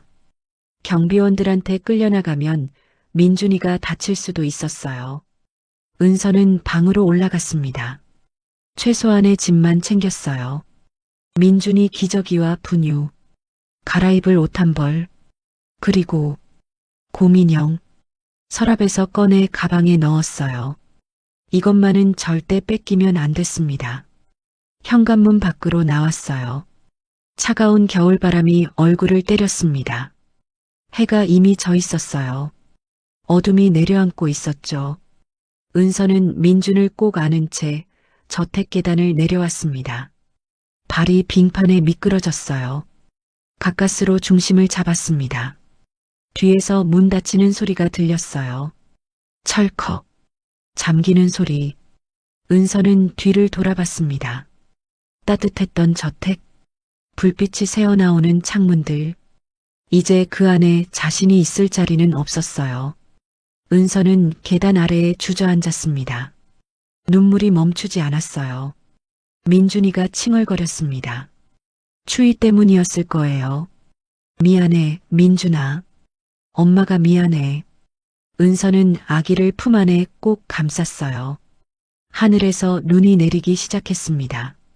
하얀 눈송이가 두 모자 위로 떨어졌어요. 차갑고 외로운 밤이었습니다. 눈이 내리고 있었습니다. 은서는 저택 앞 계단에 한참을 앉아 있었어요. 몸이 점점 굳어갔습니다. 민준이가 품 안에서 칭얼거렸어요. 추위를 느끼는 것 같았죠. 조금만 참아, 민준아. 엄마가 어떻게든 할게. 은서가 일어섰습니다. 다리가 후들거렸어요. 어디로 가야 할지 몰랐습니다. 고시원으로 돌아가자. 일단 거기라도. 은서는 휴대전화를 꺼냈어요. 잔액을 확인했습니다. 32,000원. 고시원 하루 숙박비가 2만 원이었어요. 이틀밖에 못 버텼습니다. 그래도 일단 가야 했어요. 밖에서 밤을 새면 민준이가 위험했거든요. 은서는 버스를 탔습니다. 깊은 밤이라 승객이 거의 없었어요. 맨 뒷좌석에 앉았습니다. 창밖으로 눈 덮인 거리가 흘러갔어요. 화려한 조명들이 반짝였죠. 크리스마스가 며칠 안 남았거든요. 가족들이 함께 웃는 계절. 은서에게는 해당 없는 얘기였습니다. 민준이가 잠들었어요. 작은 숨소리가 규칙적으로 들렸죠. 은서는 아기의 얼굴을 내려다봤습니다. 미안해. 목소리가 갈라졌어요. 엄마가 힘이 없어서 미안해. 좋은 거 해주고 싶은데 아무것도 못 해줘서 미안해. 눈물이 뚝뚝 떨어졌습니다. 고시원에 도착했어요. 좁은 방이었습니다. 침대 하나 놓으면 꽉 차는 크기. 하지만 난방은 됐어요. 일단 얼어 죽을 걱정은 없었죠. 은서는 민준이를 침대에 눕혔습니다. 이불을 덮어주고 옆에 누웠어요. 천장을 바라봤습니다. 누런 천장에 얼룩이 져 있었어요. 어디선가 물 새는 소리가 들렸죠. 며칠 전까지 대리석 바닥을 밟았는데, 샹들리에 아래서 밥을 먹었는데, 꿈이었던 걸까요? 아니, 악몽이었어요. 최 여사의 얼굴이 떠올랐습니다. 정민호의 비웃는 표정도 분노가 치밀어 올랐어요. 두고 봐. 은서가 이를 악물었습니다. 반드시 되갚아줄 거야. 다음 날 아침, 은서는 병원 앞으로 갔습니다. 붕어빵 좌판이 그대로 있었어요. 눈이 쌓여 있었지만 틀은 망가지지 않았습니다. 은서는 눈을 털어내고 다시 붕어빵을 굽기 시작했어요. 붕어빵 사세요. 따끈한 붕어빵이요. 목소리가 갈라졌습니다. 추위에 입술이 텄거든요. 민준이는 등에 엎여 있었어요. 아기띠로 꽁꽁 감싸뒀습니다. 지나가는 사람들이 몇 명 멈췄어요. 붕어빵을 사갔죠. 1,000원, 2,000원, 5,000원. 조금씩 돈이 모였습니다. 점심때쯤이었어요. 낯익은 사람이 다가왔습니다. 검은 코트의 단정한 모습, 박 실장이었어요. 은서의 눈이 커졌습니다. 박 실장님? 박 실장이 주변을 살폈어요. 아무도 없는 걸 확인하고 말했습니다. 아가씨, 시간 좀 내시겠습니까? 무슨 일이세요? 저 쫓아내신 거 아니에요? 은서의 목소리가 날카로웠습니다. 박 실장이 고개를 저었어요. 저는 아무것도 모르고 있었습니다. 회장님 모시고 병원 갔다가 돌아오니까 아가씨가 쫓겨났더군요. 그래서요? 드릴 말씀이 있습니다. 중요한 겁니다. 박 실장이 근처 카페로 안내했어요.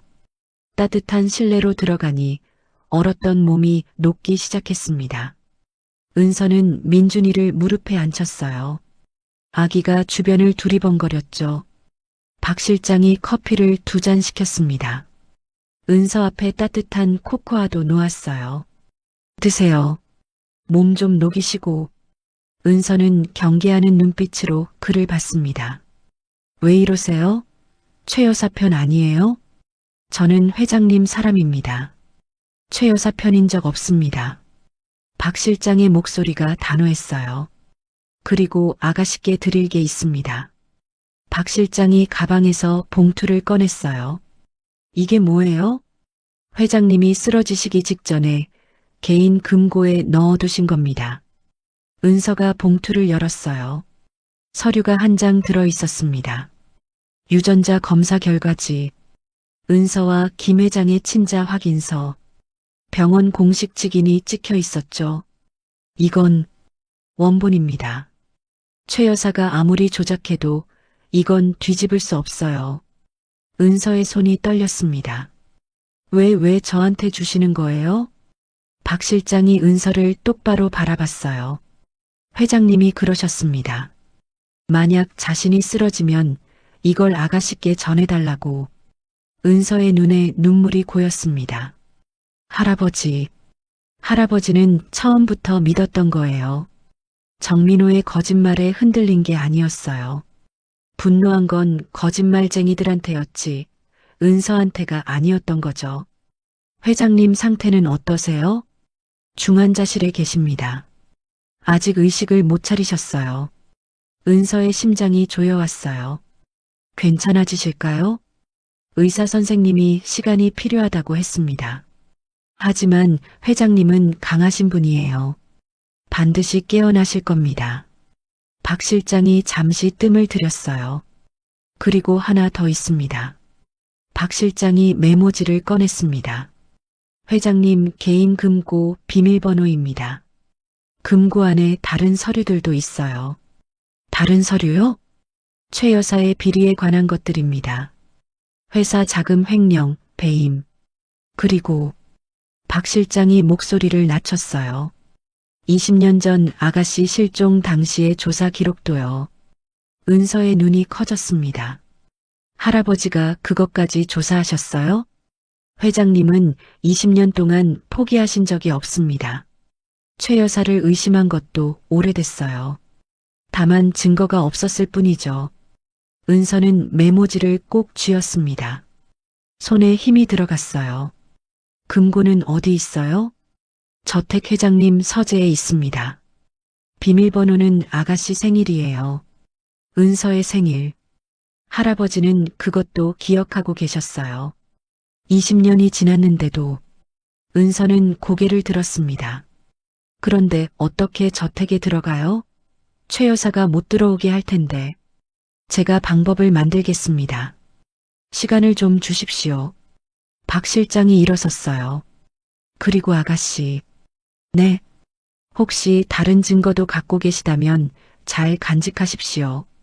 최 여사가 모든 수단을 동원할 겁니다. 은서는 가방 안에 고민형을 떠올렸어요.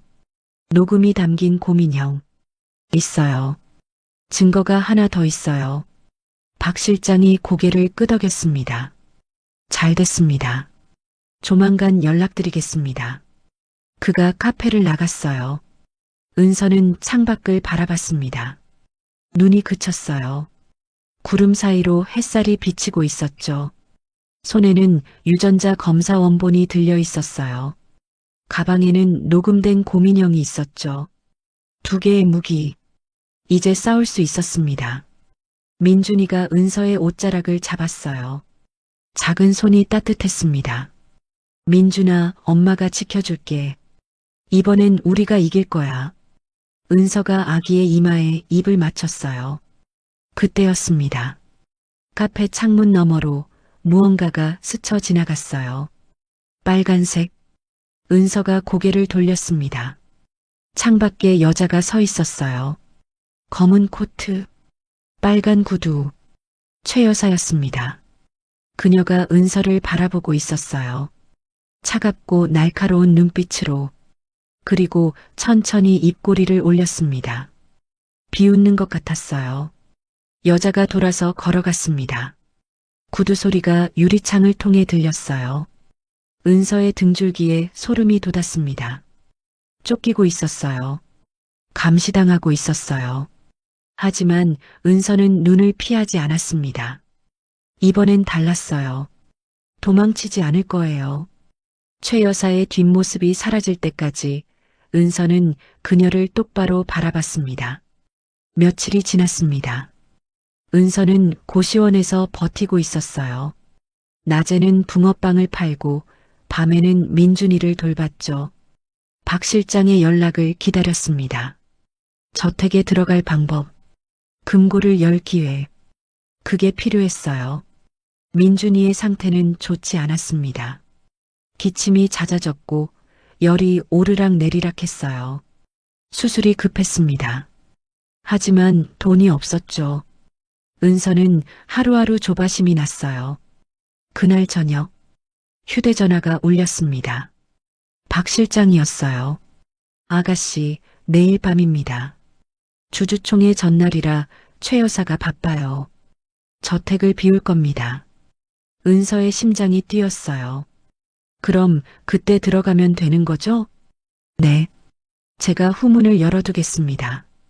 밤 9시에 오세요. 알겠어요. 전화가 끊겼습니다. 은서는 민준이를 내려다봤어요. 아기가 힘겹게 숨을 쉬고 있었죠. 조금만 참아, 민준아.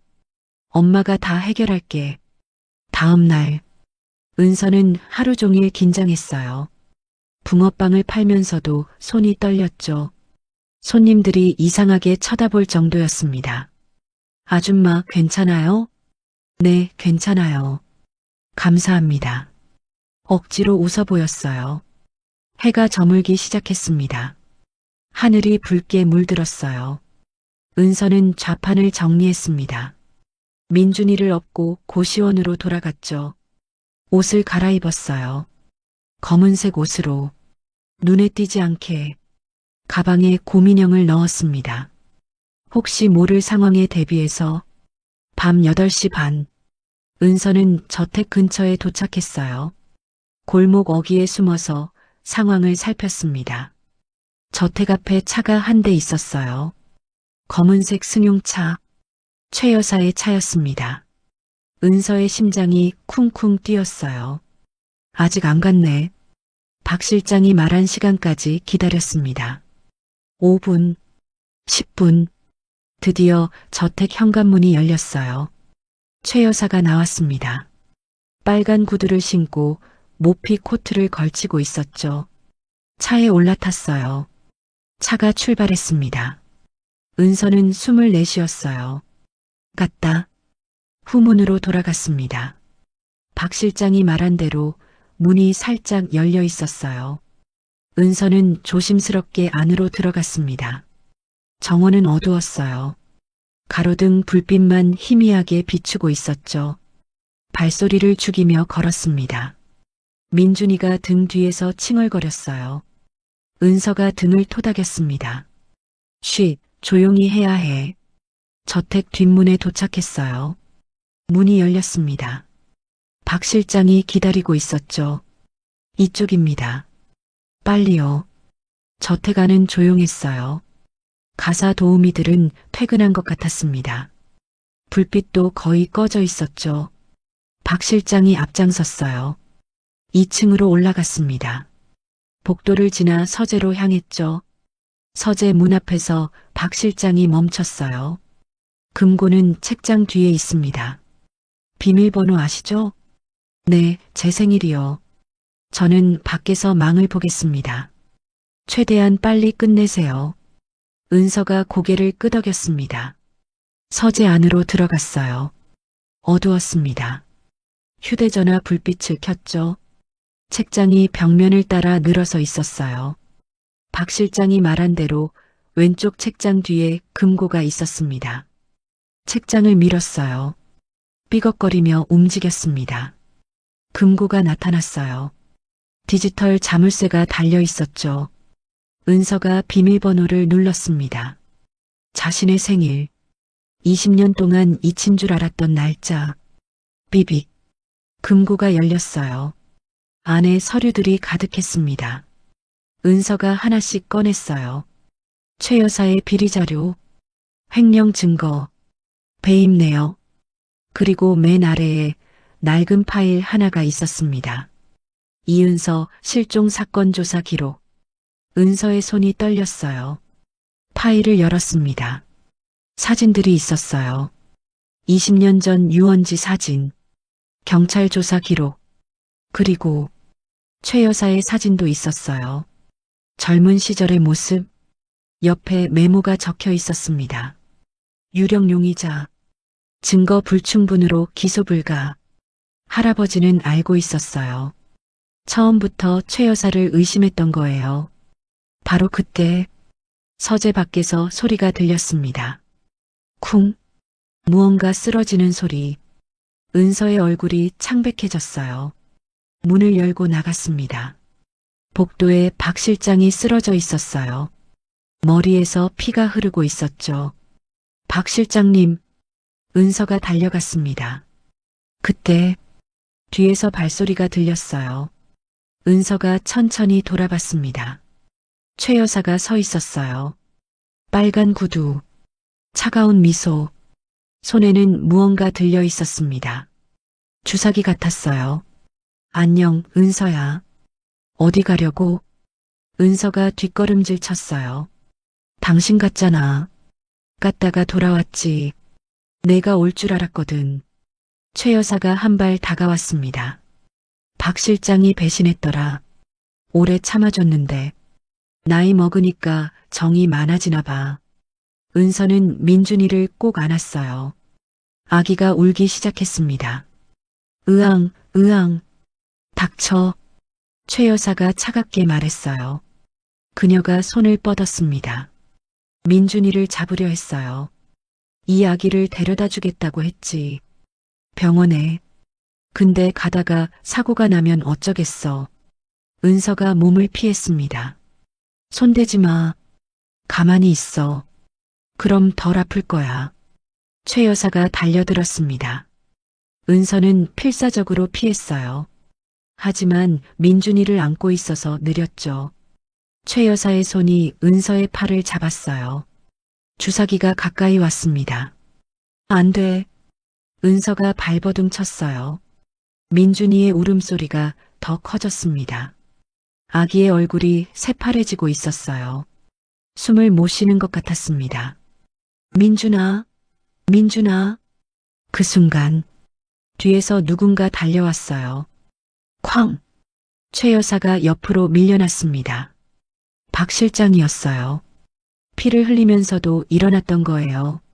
아가씨, 도망치세요. 은서는 민준이를 안고 달렸습니다. 계단을 뛰어내려갔어요. 현관문을 박차고 나갔습니다. 뒤에서 고함이 들렸어요. 잡아. 전현 잡아. 경비원들이 쫓아왔습니다. 은서는 정원을 가로질렀어요. 후문을 향해 달렸죠. 발이 빙판에 미끄러졌습니다. 넘어질 뻔했지만 가까스로 버텼어요. 후문이 보였어요. 조금만 더. 은서는 이를 악물고 달렸습니다. 후문을 빠져나왔어요. 골목으로 뛰어들었죠. 경비원들의 발소리가 멀어졌습니다. 은서는 어둠 속으로 사라졌어요. 한참을 달렸습니다. 더 이상 못 뛰겠을 때 은서는 골목 구석에 주저앉았어요. 숨이 턱까지 찼습니다. 심장이 터질 것 같았죠. 민준이를 내려다봤어요. 아기의 얼굴이 창백했습니다. 입술이 파래져 있었어요. 민준아, 민준아. 은서가 아기의 뺨을 톡톡 쳤습니다. 아기가 눈을 떴어요. 약하게 숨을 내쉬었습니다. 살아있었어요. 은서의 눈에서 눈물이 쏟아졌습니다. 다행이야, 다행이야. 가방을 확인했어요. 서류들이 그대로 있었습니다. 고민형도. 은서는 서류를 꼭 안았어요. 유전자 검사 원본, 최 여사의 비리 자료, 실종 사건 기록, 그리고 녹음된 고민형. 모든 증거가 모였습니다. 이제 끝장내자. 은서가 이를 악물었어요. 내일은 주주총회. 모든 걸 밝힐 때가 온 거예요. 다음 날 아침, 은서는 고시원에서 눈을 떴습니다. 밤새 거의 잠을 못 잤어요. 최 여사에게 쫓기던 기억이 머릿속에서 떠나지 않았죠. 민준이는 옆에서 자고 있었습니다. 어젯밤 힘들었는지 깊이 잠들어 있었어요. 은서는 아기의 이마를 만져봤습니다. 열은 없었어요. 다행이었습니다. 오늘은 주주총회 날이었어요. 최 여사가 회장 대행 취임을 선언하는 날. 은서는 그 자리에 가야 했습니다. 모든 진실을 밝혀야 했어요. 가방을 열어 확인했습니다. 유전자 검사 원본, 최 여사의 비리 자료, 실종 사건 기록, 그리고 고민형. 모든 게 그대로였어요. 오전 10시 대성그룹 본사 앞에 도착했습니다.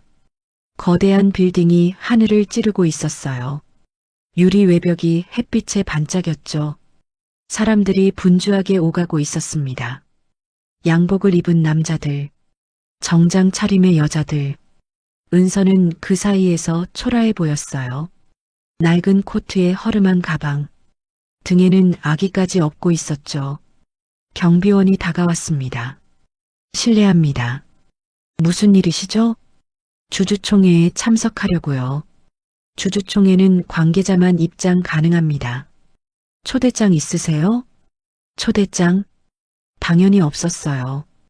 은서는 어떻게 해야 할지 몰랐습니다. 바로 그때 뒤에서 누군가 불렀어요. 아가씨. 돌아보니 박 실장이었습니다. 머리에 붕대를 감고 있었어요. 어젯밤 다친 상처였죠. 하지만 눈빛은 또렷했습니다. 괜찮으세요? 어젯밤에. 괜찮습니다. 걱정 마세요. 박 실장이 경비원에게 말했어요. 이분은 저와 함께 온 겁니다. 통과시켜 주세요. 경비원이 고개를 끄덕였습니다. 은서는 박 실장을 따라 안으로 들어갔어요. 엘리베이터를 탔습니다. 52층, 주주총회가 열리는 층이었어요. 박 실장이 낮은 목소리로 말했습니다.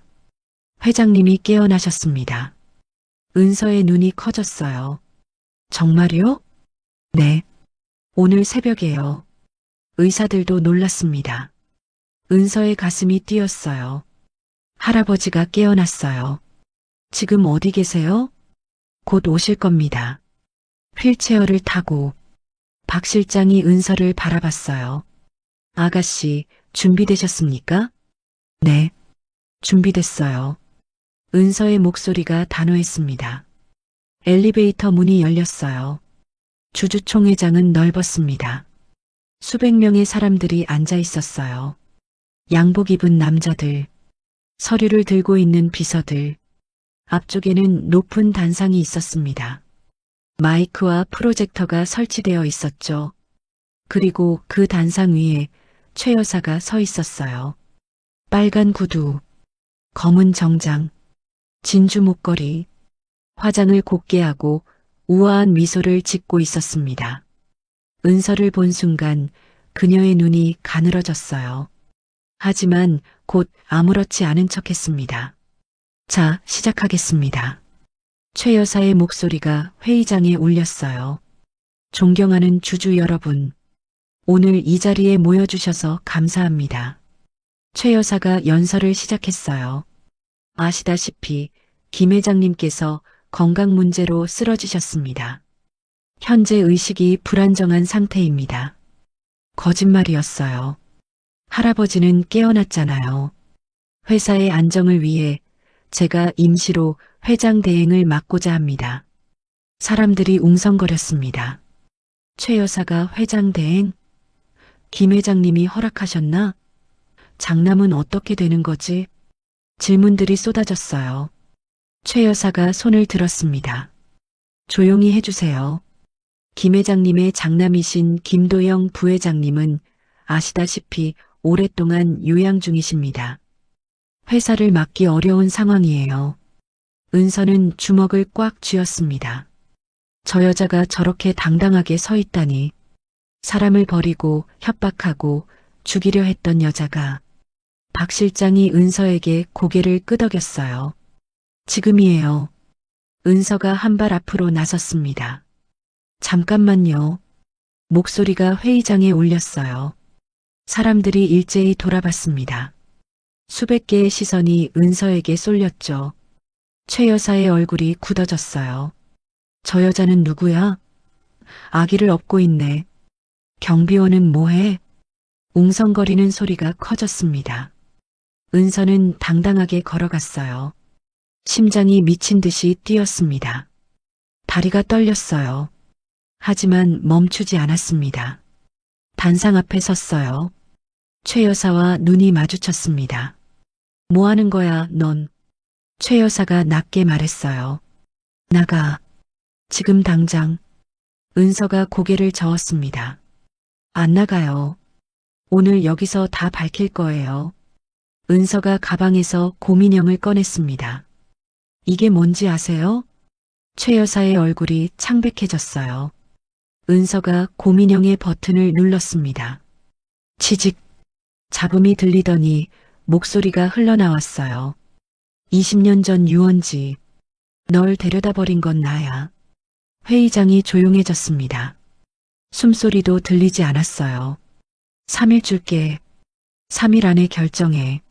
나가든지 아니면 아기부터 없어지든지. 최 여사의 목소리 또렷하게 녹음되어 있었습니다. 웅성거림이 커졌어요. 저게 최 여사 목소리야? 아이를 버렸다고? 협박까지? 최 여사의 얼굴이 불그락푸르락했습니다. 저건 조작이야. 저 여자가 만든 거라고. 바로 그때 회의장 뒷문이 열렸습니다. 웅장한 소리가 울렸어요. 사람들이 돌아봤습니다. 휠체어를 탄 노인이 들어오고 있었어요.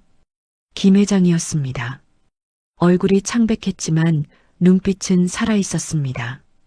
형형하게 빛나고 있었어요. 회장님, 김 회장님이시다. 깨어나신 거야? 사람들이 술렁였습니다. 박 실장이 휠체어를 밀고 있었어요. 김 회장이 천천히 앞으로 나왔습니다. 단상 앞에서 멈췄어요. 최 여사를 올려다봤습니다. 최 여사, 김 회장의 목소리가 낮게 울렸어요. 회의장 전체가 숨을 죽였습니다. 네, 그래. 최 여사가 억지로 웃었어요. 아버님, 일어나셨군요. 건강히 많이. 닥쳐. 김 회장이 차갑게 말했습니다. 최 여사의 웃음이 굳어졌어요. 방금 그 녹음. 내 목소리가 맞지? 그건 조작이에요. 저 여자가. 거짓말 마라. 김 회장이 고함을 질렀어요. 회의장이 쩌렁쩌렁 울렸습니다. 20년 전 내 손녀를 버린 게 너라는 걸 알고 있었다. 증거가 없어서 참았을 뿐이야. 은서가 서류들을 꺼냈습니다. 여기 증거가 있어요. 유전자 검사 원본, 최 여사의 비리 자료, 실종 사건 기록, 단상 위 프로젝터에 서류들이 비춰졌어요. 이건 유전자 검사 원본입니다. 제가 김 회장님의 친손녀라는 증거예요. 사람들이 웅성거렸습니다. 그리고 이건 최 여사의 횡령 내역이에요. 회사 자금을 빼돌린 기록이죠. 숫자들이 화면에 나타났어요. 엄청난 금액이었습니다. 마지막으로 이건 20년 전 제 실종 사건 기록이에요. 최 여사가 유력한 용의자였습니다. 최 여사의 얼굴이 새하얗게 질렸어요. 이건 다 거짓말이야. 그녀가 소리쳤습니다. 저 여자가 꾸민 거라고. 나를 모함하려는 거야. 김 회장이 휠체어에서 일어섰습니다. 비틀거렸지만 박 실장이 부축했어요. 최 여사. 김 회장이 한 발 다가갔습니다. 넌 20년 전에 내 손녀를 버렸어. 내 살배기 아이를 유원지에 버렸지.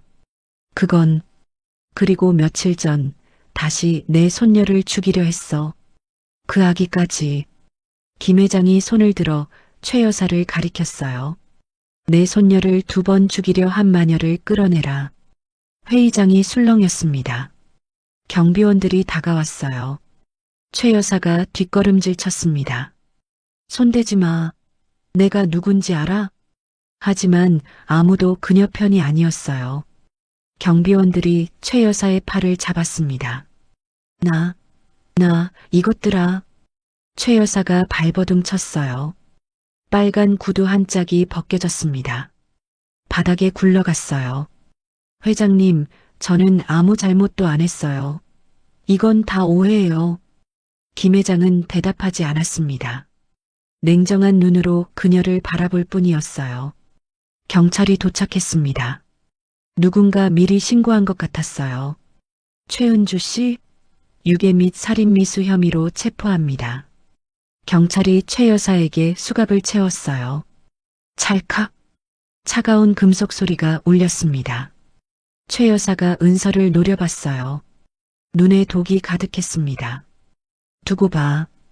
이게 끝이 아니야. 은서는 눈을 피하지 않았어요. 끝이에요. 이제 끝난 거예요. 최 여사가 끌려나갔습니다. 구두 한 짝이 없어서 소리가 불규칙했어요. 회의장 문이 닫혔습니다. 정적이 흘렀어요. 김 회장이 은서에게 다가왔습니다. 은서야. 할아버지. 은서의 눈에서 눈물이 흘렀어요. 김 회장이 손녀를 안았습니다. 민준이까지 함께요. 고생했다. 우리 은서. 이제 다 끝났어. 은서는 할아버지의 품에서 울었습니다. 20년 만에 처음으로 가족의 품에 안겼어요. 할아버지, 감사해요. 저를 찾아주셔서. 김 회장이 은서의 등을 토닥였어요. 내가 더 미안하다. 더 빨리 찾았어야 했는데. 회의장에 박수 소리가 울렸습니다. 짝짝짝짝. 사람들이 일어서서 박수를 쳤어요.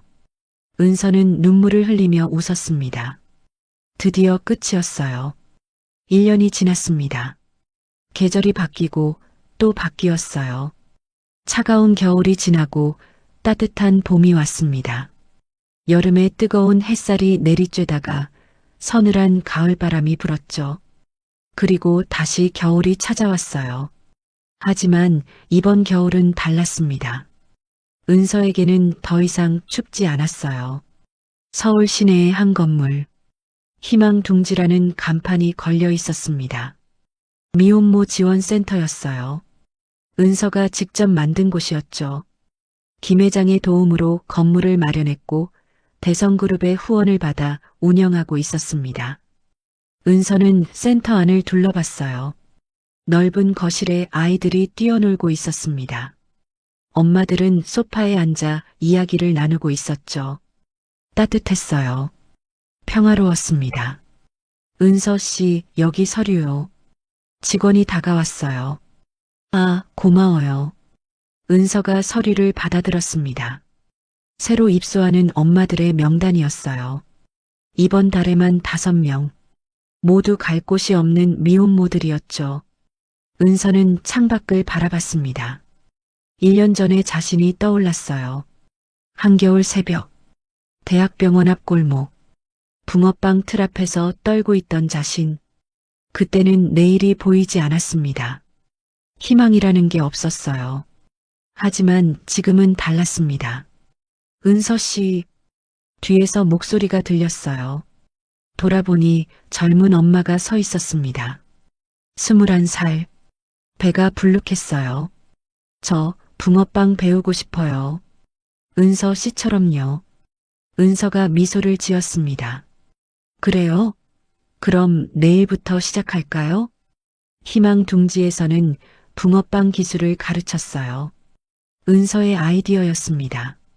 미혼모들이 자립할 수 있도록 기술을 가르쳐주는 거였죠. 붕어빵은 시작하기 쉬웠어요.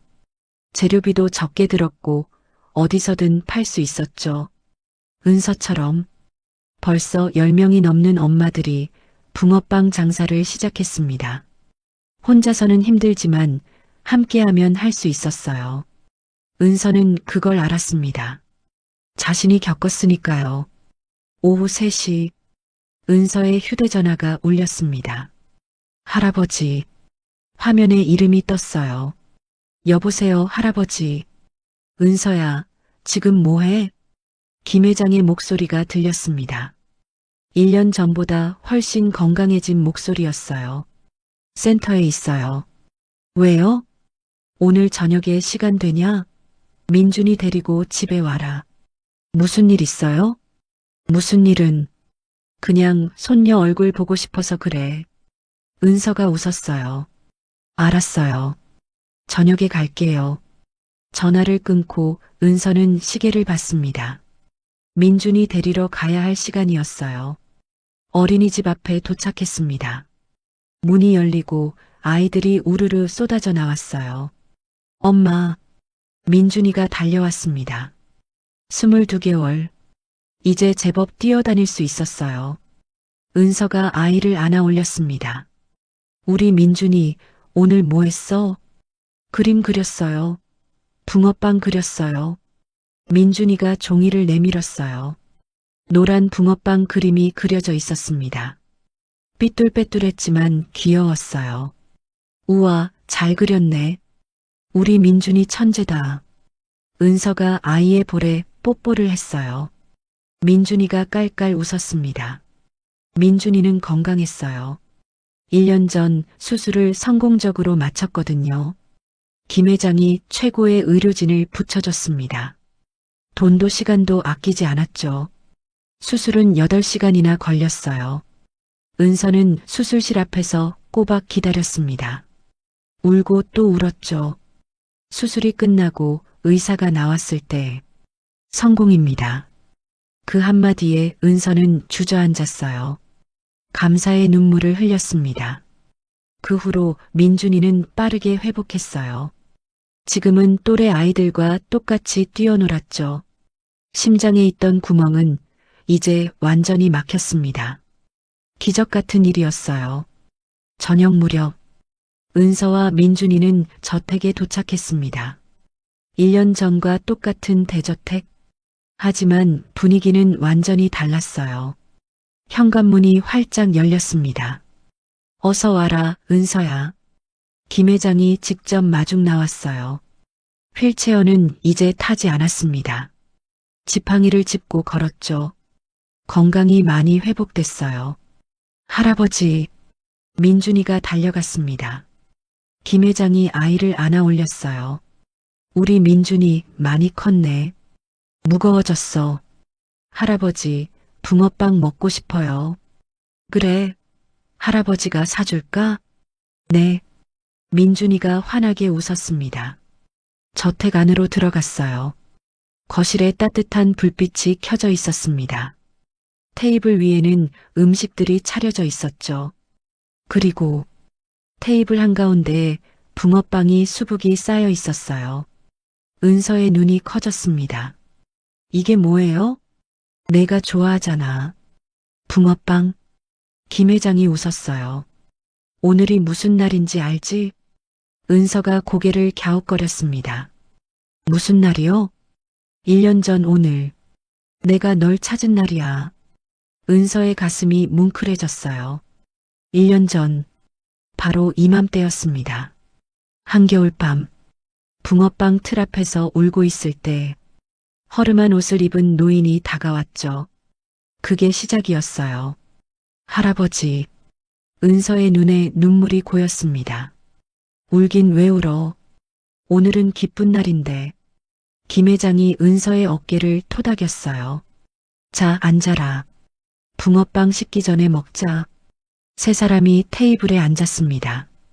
김 회장, 은서, 민준이, 할아버지와 손녀, 그리고 증손자, 3대가 함께 앉아 있었어요. 김 회장이 붕어빵을 집어들었습니다. 1년 전에는 내가 나한테 줬지. 오늘은 내가 줄게. 김 회장이 은서에게 붕어빵을 건넸어요. 따뜻했습니다. 은서가 붕어빵을 받아들었어요. 감사해요, 할아버지. 뭐가 감사해? 내가 더 감사하지. 김 회장의 눈에도 물기가 어렸습니다.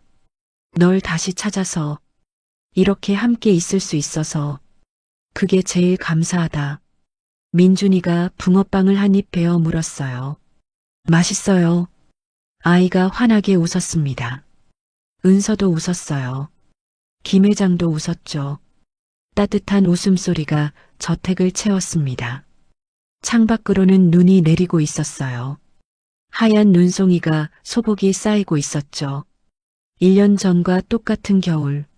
하지만 완전히 다른 겨울이었습니다. 식사를 마친 후 세 사람은 정원으로 나갔어요. 눈이 그치고 하늘이 맑아졌습니다. 별이 총총히 떠 있었어요. 정원 한가운데 벤치가 있었습니다. 세 사람이 나란히 앉았어요. 민준이가 은서 무릎에 앉았습니다. 김 회장이 옆에 앉았죠. 할아버지. 은서가 불렀어요. 응? 저 이제 안 무서워요. 뭐가? 버려지는 거요. 은서가 하늘을 올려다봤습니다. 예전에는 늘 무서웠어요. 또 버려지면 어쩌나. 또 혼자가 되면 어쩌나. 근데 이제는 안 무서워요.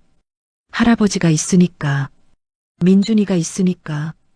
김 회장이 은서의 손을 잡았어요. 거칠고 주름진 손. 하지만 따뜻한 손이었습니다. 은서야.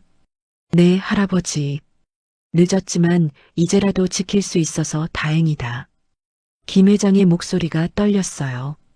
앞으로는 내가 지켜줄게. 다시는 널 잃어버리지 않을 거야. 은서가 고개를 끄덕였습니다. 눈물이 볼을 타고 흘러내렸어요.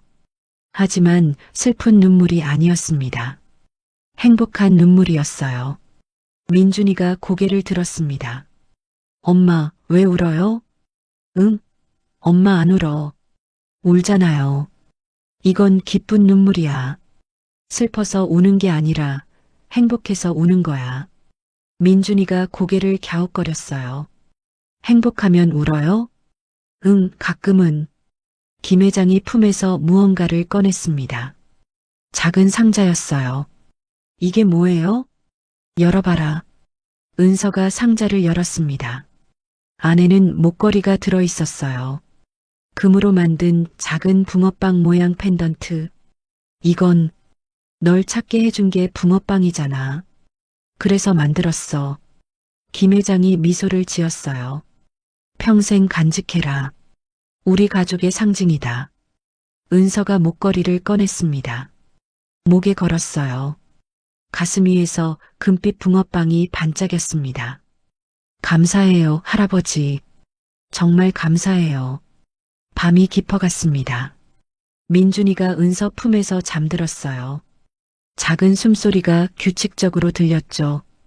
김 회장도 눈을 감았습니다. 지팡이에 기대어 졸고 있었어요. 은서는 두 사람을 번갈아 봤습니다. 할아버지, 아들, 자신의 가족, 24년을 혼자 살았어요. 버려진 아이로, 외로운 사람으로. 하지만 이제는 달랐습니다. 가족이 있었어요. 지켜줄 사람이 있었죠. 은서는 하늘을 올려다봤습니다. 별이 반짝이고 있었어요. 엄마. 은서가 작게 중얼거렸습니다. 나 이제 행복해요. 걱정 마세요. 바람이 불었어요. 마치 대답하듯이 은서는 미소를 지었습니다. 멀리서 붕어빵 냄새가 났어요. 어디선가 붕어빵을 굽고 있나 봐요. 달콤하고 고소한 냄새. 은서가 처음 할아버지를 만났을 때의 냄새. 그 냄새와 함께 가족의 시간이 다시 시작됐습니다. 이제 은서는 혼자가 아니었어요. 영원히. 붕어빵 3개와 빨간 목도리. 가진 거 없는 그녀가 줄 수 있는 전부였어요. 하지만 그게 20년의 기다림을 끝냈습니다. 버려진 줄 알았던 아이, 포기하지 않았던 할아버지, 그리고 악몽에서 벗어난 가족. 은서는 가난했지만 마음만은 부자였어요. 그 마음이 결국 모든 걸 되찾게 해줬습니다. 선행은 이렇게 돌고 돌아 세상을 바꿔나갑니다. 여러분의 작은 따뜻함도 누군가에게는 기적이 될 수 있어요.